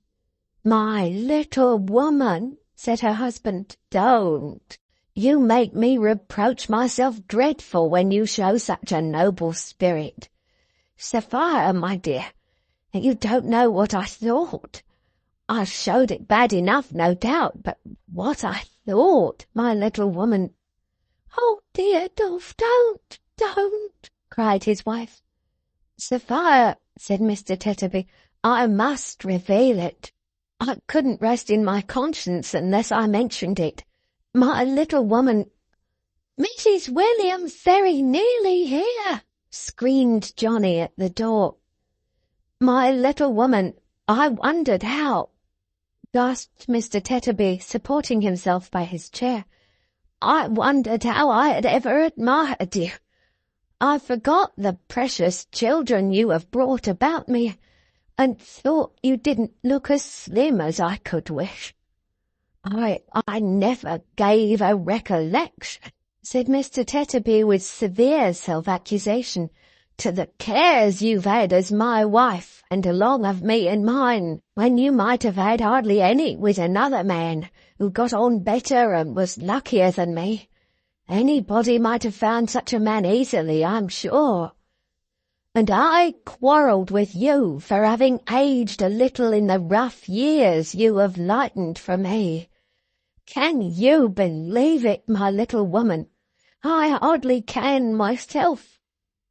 Mrs. Tetterby, in a whirlwind of laughing and crying, caught his face within her hands and held it there. "Oh, Dolph," she cried, "I am so happy that you thought so. I am so grateful that you thought so. for I thought that you were common-looking, Dolph, and so you are, my dear. And may you be the commonest of all sights in my eyes till you close them with your own good hands. I thought that you were small, and so you are, and I'll make much of you because you are, and more of you because I love my husband. I thought that you began to stoop, and so you do, and you shall lean on me, and I'll do all I can to keep you up. I thought there was no air about you, but there is, and it's the air of home, and that's the purest and the best there is, and God bless home once more, and all belonging to it, Dolph. Hurrah! Here's Mrs. William, cried Johnny. So she was, and all the children with her, and as she came in they kissed her and kissed one another and kissed the baby and kissed their father and mother, and then ran back and flocked and danced about her, trooping on with her in triumph. Mr. and Mrs. Tetterby were not a bit behindhand in the warmth of their reception. They were as much attracted to her as the children were. They ran towards her, kissed her hands, pressed round her, could not receive her ardently or enthusiastically enough. She came among them like the spirit of all goodness, affection, gentle consideration, love, and domesticity. "What, are you all so glad to see me too this bright Christmas morning?" said Milly, clapping her hands in a pleasant wonder. "Oh dear, how delightful this is!" More shouting from the children, more kissing, more trooping round her, more happiness, more love, more joy, more honour on all sides than she could bear. "Oh dear," said Milly, "what delicious tears you make me shed! How can I ever have deserved this? What have I done to be so loved?" "Oh, who can help it?" cried Mr. Tetterby. "Who can help it?" cried Mrs. Tetterby. "Who can help it?" echoed the children in a joyful chorus, and they danced and trooped about her again, and clung to her, and laid their rosy faces against her dress, and kissed and fondled it, and could not fondle it or her enough. "I never was so moved," said Milly, drying her eyes, "as I have been this morning. I must tell you as soon as I can speak. Mr. Redlaw came to me at sunrise, and with a tenderness in his manner, more as if I had been his darling daughter than myself, implored me to go with him to where William's brother George is lying ill. We went together, and all the way along he was so kind and so subdued, and seemed to put such trust and hope in me that I could not help crying with pleasure. When we got to the house, we met a woman at the door. Somebody had bruised and hurt her, I am afraid, who caught me by the hand and blessed me as I passed. "She was right," said Mr. Tetterby. Mrs. Tetterby said she was right. All the children cried out she was right. "Ah, but there's more than that," said Milly. "When we got upstairs into the room, the sick man, who had lain for hours in a state from which no effort could rouse him, rose up in his bed, and bursting into tears, stretched out his arms to me, and said that he had led a misspent life, but that he was truly repentant now in his sorrow for the past, which was all as plain to him as a great prospect from which a dense black cloud had cleared away, and that he entreated me to ask his poor old father for his pardon and his blessing, and to say a prayer beside his bed. And when I did so, Mr. Redlaw joined in it so fervently, and then so thanked me, and thanked heaven, that my heart quite overflowed, and I could have done nothing but sob and cry, if the sick man had not begged me to sit down by him, which made me quiet, of course. As I sat there, he held my hand in his until he sunk in a doze, And even then, when I withdrew my hand to leave him to come here, which Mr. Redlaw was very earnest indeed in wishing me to do, his hand felt for mine, so that someone else was obliged to take my place and make believe to give him my hand back. Oh dear, said Milly, sobbing. How thankful and happy I should feel, and do feel, for all this. While she was speaking, Redlaw had come in, and after pausing for a moment to observe the group of which he was the centre, had silently ascended the stairs. Upon those stairs he now appeared again, remaining there while the young student passed him and came running down. "Kind nurse, gentlest, best of creatures," he said, falling on his knee to her and catching at her hand. "Forgive my cruel ingratitude." Oh dear, cried Milly innocently. "Here's another of them. Oh dear, here's somebody else who likes me. What shall I ever do?" The guileless, simple way in which she said it, and in which she put her hands before her eyes and wept for very happiness, was as touching as it was delightful. "I was not myself," he said. "I don't know what it was. It was some consequence of my disorder, perhaps. I was mad. But I am so no longer. Almost as I speak, I am restored. I heard the children crying out your name, and the shade passed from me at the very sound of it. Oh, don't weep, dear Milly. If you could read my heart, and only know with what affection and what grateful homage it is glowing, you would not let me see you weep. It is such deep reproach." No, said Milly. "It's not that. It's not indeed. It's joy.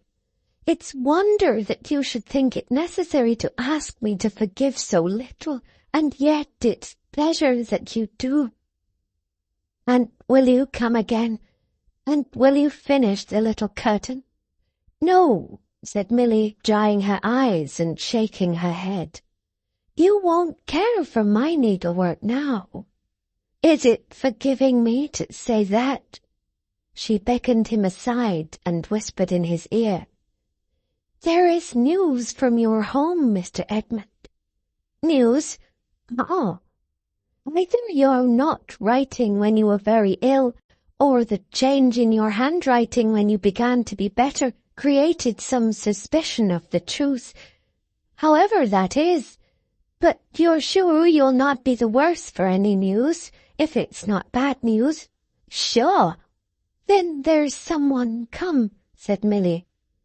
"My mother?" asked the student, glancing round involuntarily towards Redlaw, who had come down from the stairs. "Hush, no," said Milly. "It can be no one else." "Indeed," said Milly. "Are you sure?" "It is not." Before he could say more, she put her hand close upon his mouth. "Yes, it is," said Milly. "The young lady, she is very like the miniature, Mr. Edmund, but she is prettier, was too unhappy to rest without satisfying her doubts, and came up last night with a little servant maid. As you always dated your letters from the college, she came there, and before I saw Mr. Redlaw this morning, I saw her." "She likes me too," said Milly. "Oh dear, that's another." "This morning? Where is she now?" "Why, she is now," said Milly, advancing her lips to his ear, "in my little parlour in the lodge, and waiting to see you." He pressed her hand and was darting off, but she detained him. "Mr. Redlaw is much altered, and has told me this morning that his memory is impaired. Be very considerate to him, Mr. Edmund. He needs that from us all." The young man assured her by a look that her caution was not ill bestowed, and as he passed the chemist on his way out, bent respectfully and with an obvious interest before him. Redlaw returned the salutation courteously and even humbly, and looked after him as he passed on. He drooped his head upon his hand, too, as trying to reawaken something he had lost. But it was gone. The abiding change that had come upon him since the influence of the music and the phantom's reappearance was that now he truly felt how much he had lost, and could compassionate his own condition and contrast it clearly with the natural state of those who were around him. In this, an interest in those who were around him was revived, and a meek, submissive sense of his calamity was bred, resembling that which sometimes obtains in age, when its mental powers are weakened without insensibility or sullenness being added to the list of its infirmities.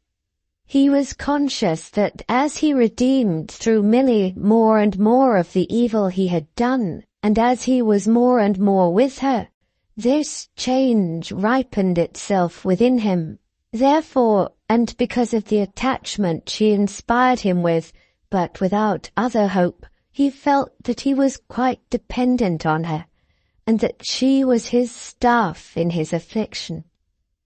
So when she asked him whether they should go home now to where the old man and her husband were, and he readily replied yes, being anxious in that regard, he put his arm through hers and walked beside her. Not as if he were the wise and learned man to whom the wonders of nature were an open book, and hers were the uninstructed mind, but as if their two positions were reversed, and he knew nothing, and she all. He saw the children throng about her and caress her as he and she went away together thus out of the house. He heard the ringing of their laughter and their merry voices. He saw their bright faces clustering around him like flowers. He witnessed the renewed contentment and affection of their parents. He breathed the simple air of their poor home, restored to its tranquillity. He thought of the unwholesome blight he had shed upon it, and might but for her have been diffusing then. And perhaps it is no wonder that he walked submissively beside her, and drew her gentle bosom nearer to his own.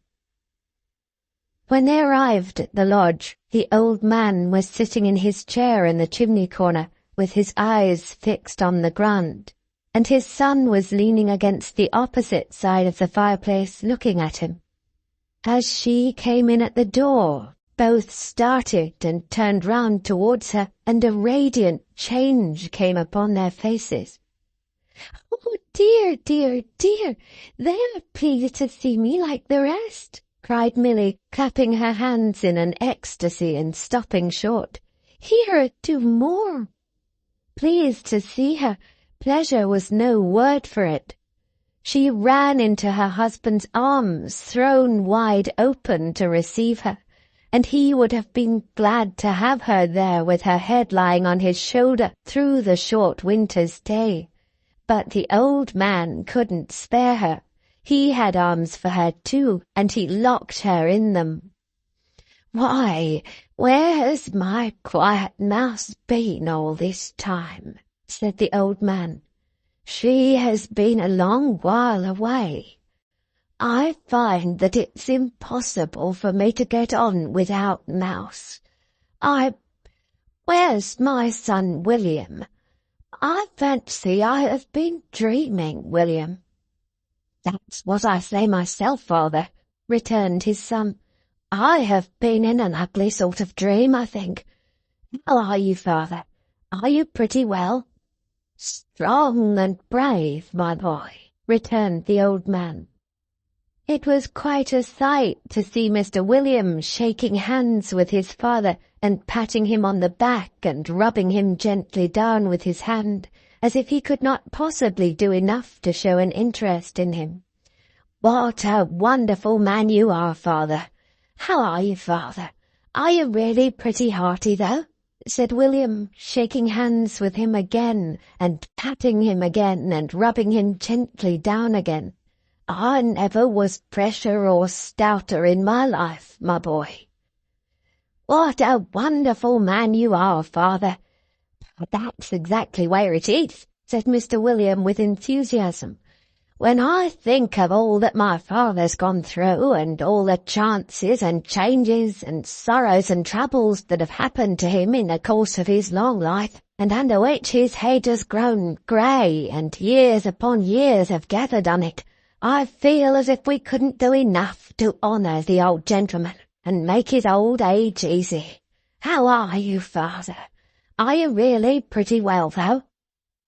Mr. William might never have left off repeating this inquiry, and shaking hands with him again, and patting him again, and rubbing him down again, if the old man had not espied the chemist, whom until now he had not seen. "I ask your pardon, Mr. Redlaw," said Philip, "but didn't know you were here, sir, or should have made less free. It reminds me, Mr. Redlaw, seeing you here on a Christmas morning, of the time when you was a student yourself, and worked so hard that you was backwards and forwards in our library even at Christmas time. I'm old enough to remember that, and I remember it right well, I do, though I am 87. It was after you left here that my poor wife died. You remember my poor wife, Mr. Redlaw?" The chemist answered yes. "Yes," said the old man, "she was a dear creature. I recollect you come here one Christmas morning with a young lady.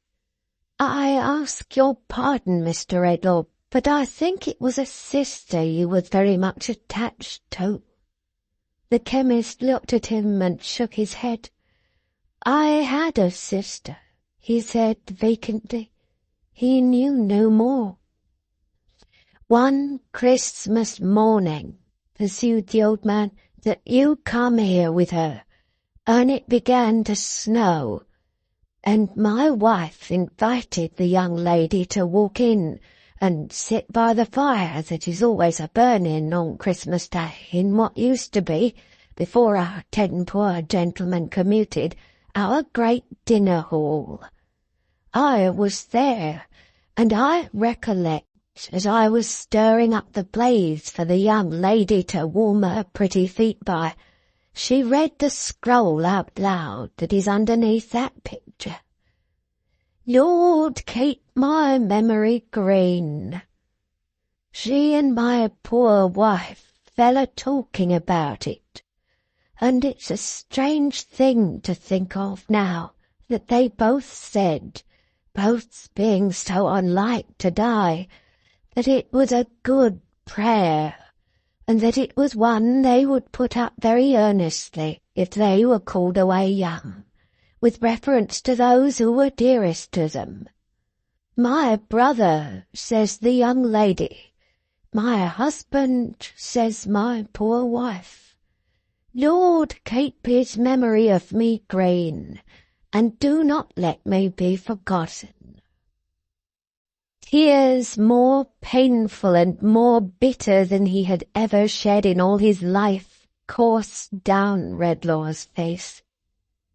Philip, fully occupied in recalling his story, had not observed him until now, nor Milly's anxiety that he should not proceed. "Philip," said Redlaw, laying his hand upon his arm, "I am a stricken man, on whom the hand of Providence has fallen heavily, although deservedly. You speak to me, my friend, of what I cannot follow. My memory is gone." "Merciful power!" cried the old man. "I have lost my memory of sorrow, wrong, and trouble," said the chemist, "and with that I have lost all man would remember." To see old Philip's pity for him, to see him wheel his own great chair for him to rest in, and look down upon him with a solemn sense of his bereavement, was to know in some degree how precious to old age such recollections are. The boy came running in and ran to Milly. "He is the man," he said, "in the other room. I don't want him." "What man does he mean?" asked Mr. William. "Hush," said Milly. Obedient to a sign from her, he and his old father softly withdrew. As they went out unnoticed, Redlaw beckoned to the boy to come to him. "I like the woman best," he answered, holding to her skirts. "You are right," said Redlaw with a faint smile. "But you needn't fear to come to me. I am gentler than I was. Of all the world to you, poor child." The boy still held back at first, but yielding little by little to her urging, he consented to approach and even to sit down at his feet. As Redlaw laid his hand upon the shoulder of the child, looking on him with compassion and a fellow feeling, he put out his other hand to Milly. She stooped down on that side of him so that she could look into his face, and after silence said, "Mr. Redlaw, may I speak to you?" "Yes," he answered, fixing his eyes upon her. "Your voice and music are the same to me." "May I ask you something?" "What you will." "Do you remember what I said when I knocked at your door last night, about one who was your friend once, and who stood on the verge of destruction?" "Yes, I remember," he said with some hesitation. "Do you understand it?" He smoothed the boy's hair, looking at her fixedly the while, and shook his head. "This person," said Milly in her clear, soft voice, which her mild eyes looking at him made clearer and softer, "I found soon afterwards. I went back to the house, and with heaven's help traced him. I was not too soon. Very little, and I should have been too late." He took his hand from the boy, and laying it on the back of that hand of hers, whose timid and yet earnest touch addressed him no less appealingly than her voice and eyes, looked more intently on her. "He is the father of Mr. Edmund, the young gentleman we saw just now. His real name is Longford. You recollect the name?" "I recollect the name." "And the man?" "No, not the man. Did he ever wrong me?" "Yes." "Ah, then it's hopeless, hopeless." He shook his head and softly beat upon the hand he held, as though mutely asking her commiseration. "I did not go to Mr. Edmund last night," said Milly. "You will listen to me just the same as if you did remember all?" "To every syllable you say." "Both because I did not know then that this really was his father, and because I was fearful of the effect of such intelligence upon him after his illness, if it should be. Since I have known who this person is, I have not gone either, but that is for another reason. He has long been separated from his wife and son, has been a stranger to his home almost from the son's infancy, I learn from him, and has abandoned and deserted what he should have held most dear.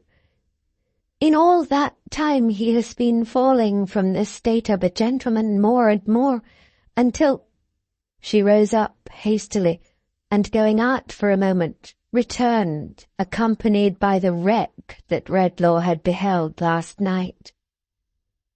"Do you know me?" asked the chemist. "I should be glad," returned the other, "and that is an unwonted word for me to use if I could answer no." The chemist looked at the man, standing in self-abasement and degradation before him, and would have looked longer in an ineffectual struggle for enlightenment, but that Milly resumed her late position by his side and attracted his attentive gaze to her own face. "See how low he is sunk, how lost he is," she whispered, stretching out her arm towards him without looking from the chemist's face. "If you could remember all that is connected with him, do you not think it would move your pity to reflect that one you ever loved, do not let us mind how long ago, or in what belief that he has forfeited, should come to this?" "I hope it would," he answered. "I believe it would."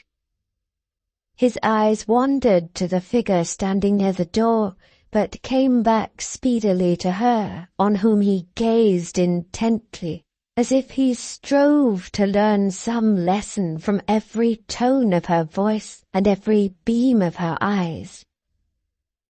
"I have no learning, and you have much," said Milly. "I am not used to think, and you are always thinking.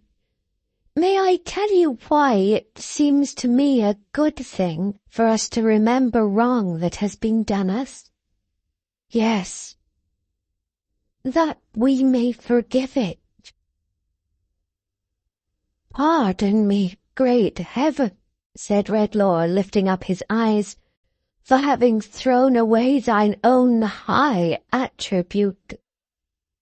"And if," said Milly, "if your memory should one day be restored, as we will hope and pray it may be, would it not be a blessing to you to recall at once a wrong and its forgiveness?" He looked at the figure by the door and fastened his attentive eyes on her again. A ray of clearer light appeared to him to shine into his mind from her bright face. He cannot go to his abandoned home. He does not seek to go there. He knows that he could only carry shame and trouble to those he had so cruelly neglected, and that the best reparation he can make them now is to avoid them. A very little money, carefully bestowed, would remove him to some distant place where he might live and do no wrong, and make such atonement as is left within his power for the wrong he has done. To the unfortunate lady who is his wife, and to his son, this would be the best and kindest boon that their best friend could give them, one too that they need never know of. And to him, shattered in reputation, mind and body, it might be salvation. He took her head between his hands and kissed it, and said, "It shall be done. I trust to you to do it for me, now and secretly, and to tell him that I would forgive him, if I were so happy as to know for what." As she rose and turned her beaming face towards the fallen man, implying that her mediation had been successful, he advanced a step, and without raising his eyes, addressed himself to Redlaw. "You are so generous," he said, "you ever were, that you will try to banish your rising sense of retribution in the spectacle that is before you. I do not try to banish it from myself, Redlaw. If you can, believe me." The chemist entreated Milly by a gesture to come nearer to him, and as he listened, looked in her face as if to find in it the clue to what he heard.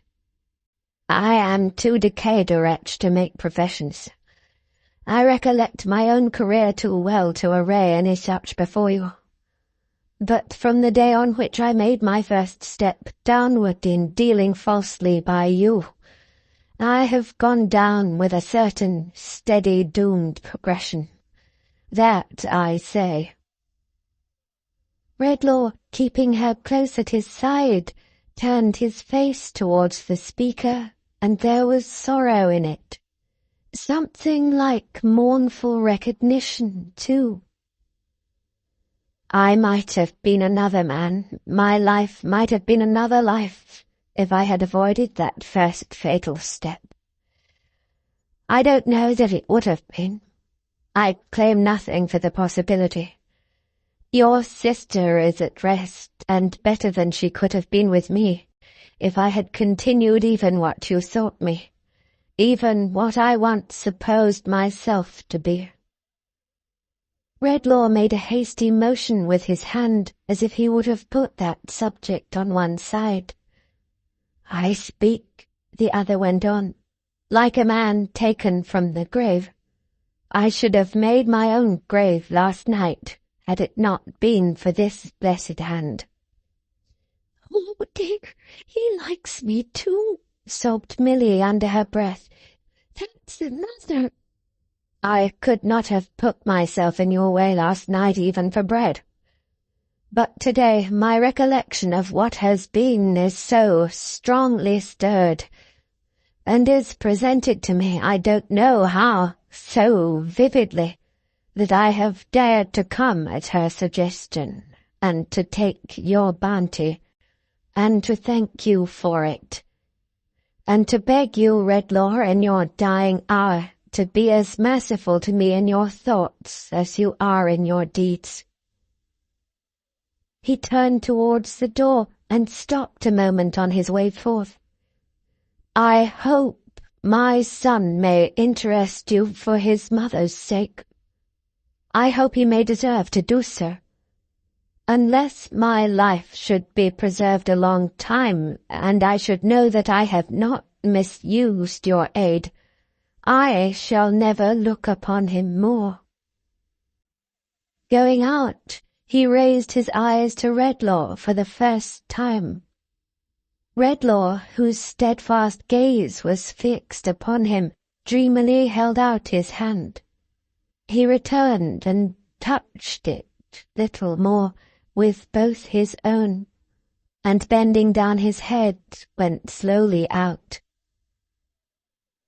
In the few moments that elapsed while Milly silently took him to the gate, the chemist dropped into his chair and covered his face with his hands.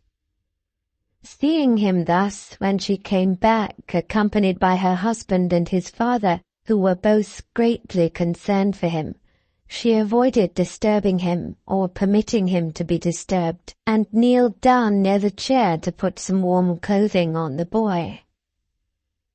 "That's exactly where it is. That's what I always say, father," exclaimed her admiring husband. "There's a motherly feeling in Mrs. William's breast that must and will have went." "Aye, aye," said the old man, "you're right. My son William's right. It happens all for the best, Milly dear, no doubt," said Mr. William tenderly, "that we have no children of our own. And yet I sometimes wish you had one to love and cherish. Our little dead child that you built such hopes upon, and that never breathed the breath of life, it has made you quiet like, Milly." "I am very happy in the recollection of it, William dear," she answered. "I think of it every day." "I was afraid you thought of it a good deal." "Don't say afraid. It is a comfort to me. It speaks to me in so many ways. The innocent thing that never lived on earth is like an angel to me, William."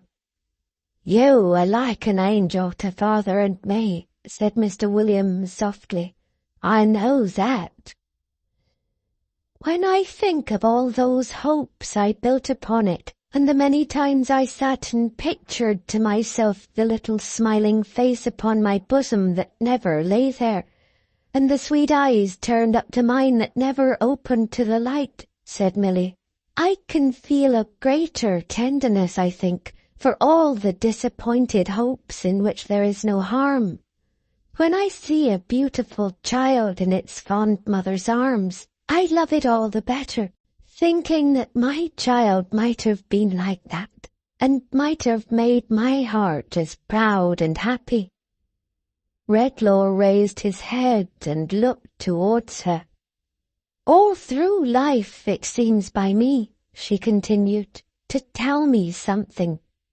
For poor neglected children, my little child pleads as if it were alive, and had a voice I knew with which to speak to me. When I hear of youth in suffering or shame, I think that my child might have come to that perhaps, and that God took it from me in his mercy. Even in age and grey hair such as father's is at present, saying that it too might have lived to be old, long and long after you and I were gone, and to have needed the respect and love of younger people. Her quiet voice was quieter than ever as she took her husband's arm and laid her head against it. Children love me so that sometimes I half fancy, it's a silly fancy, William, they have some way I don't know of feeling for my little child, and me, and understanding why their love is precious to me. If I have been quiet since, I have been more happy, William, in 100 ways. Not least happy, dear, in this, that even when my little child was born and dead but a few days, and I was weak and sorrowful, and could not help grieving a little, the thought arose that if I tried to lead a good life, I should meet in heaven a bright creature who would call me mother. Redlaw fell upon his knees with a loud cry. "O thou," he said, "who through the teaching of pure love has graciously restored me to the memory which was the memory of Christ upon the cross, and of all the good who perished in his cause, receive my thanks and bless her." Then he folded her to his heart, and Milly, sobbing more than ever, cried as she laughed, "He is come back to himself. He likes me very much indeed, too. Oh dear, dear, dear me, here's another." Then the student entered, leading by the hand a lovely girl who was afraid to come. And Redlaw, so changed towards him, seeing in him and his youthful choice the softened shadow of that chastening passage in his own life, to which, as to a shady tree, the dove so long imprisoned in his solitary ark might fly for rest and company, fell upon his neck, entreating them to be his children. Then, as Christmas is a time in which, of all times in the year, the memory of every remediable sorrow, wrong, and trouble in the world around us should be active with us, not less than our own experiences for all good, he laid his hand upon the boy, and silently calling him to witness who laid his hand on children in old time, rebuking in the majesty of his prophetic knowledge those who kept them from him, vowed to protect him, teach him, and reclaim him. Then he gave his right hand cheerily to Philip, and said that they would that day hold a Christmas dinner in what used to be, before the 10 poor gentlemen commuted, their great dinner hall, and that they would bid to it as many of that Swidger family, who his son had told him was so numerous that they might join hands and make a ring round England, as could be brought together on so short a notice. And it was that day done. There were so many Swidgers there, grown up and children, that an attempt to state them in round numbers might engender doubts in the distrustful of the veracity of this history. Therefore the attempt shall not be made. But there they were by dozens and scores, and there was good news and good hope there ready for them of George, who had been visited again by his father and brother and by Milly, and again left in a quiet sleep. There, present at the dinner too, were the Tetterbys, including young Adolphus, who arrived in his prismatic comforter in good time for the beef. Johnny and the baby were too late, of course, and came in all on one side, the one exhausted, the other in a supposed state of double tooth, but that was customary and not alarming. It was sad to see the child who had no name or lineage watching the other children as they played, not knowing how to talk with them or sport with them, and more strange to the ways of childhood than a rough dog. It was sad, though in a different way, to see what an instinctive knowledge the youngest children there had of his being different from all the rest, and how they made timid approaches to him with soft words and touches and with little presents that he might not be unhappy. But he kept by Milly and began to love her. That was another, as she said. And as they all liked her dearly, they were glad of that, and when they saw him peeping at them from behind her chair, they were pleased that he was so close to it. All this, the chemist, sitting with the student and his bride that was to be, and Philip and the rest, saw. Some people have said since that he only thought what has been herein set down. Others that he read it in the fire one winter night about the twilight time. Others that the ghost was but the representation of his own gloomy thoughts, and Milly the embodiment of his better wisdom. I say nothing, except this, that as they were assembled in the old hall, by no other light than that of a great fire, having dined early, the shadows once more stole out of their hiding places, and danced about the room, showing the children marvellous shapes and faces on the walls, and gradually changing what was real and familiar there to what was wild and magical.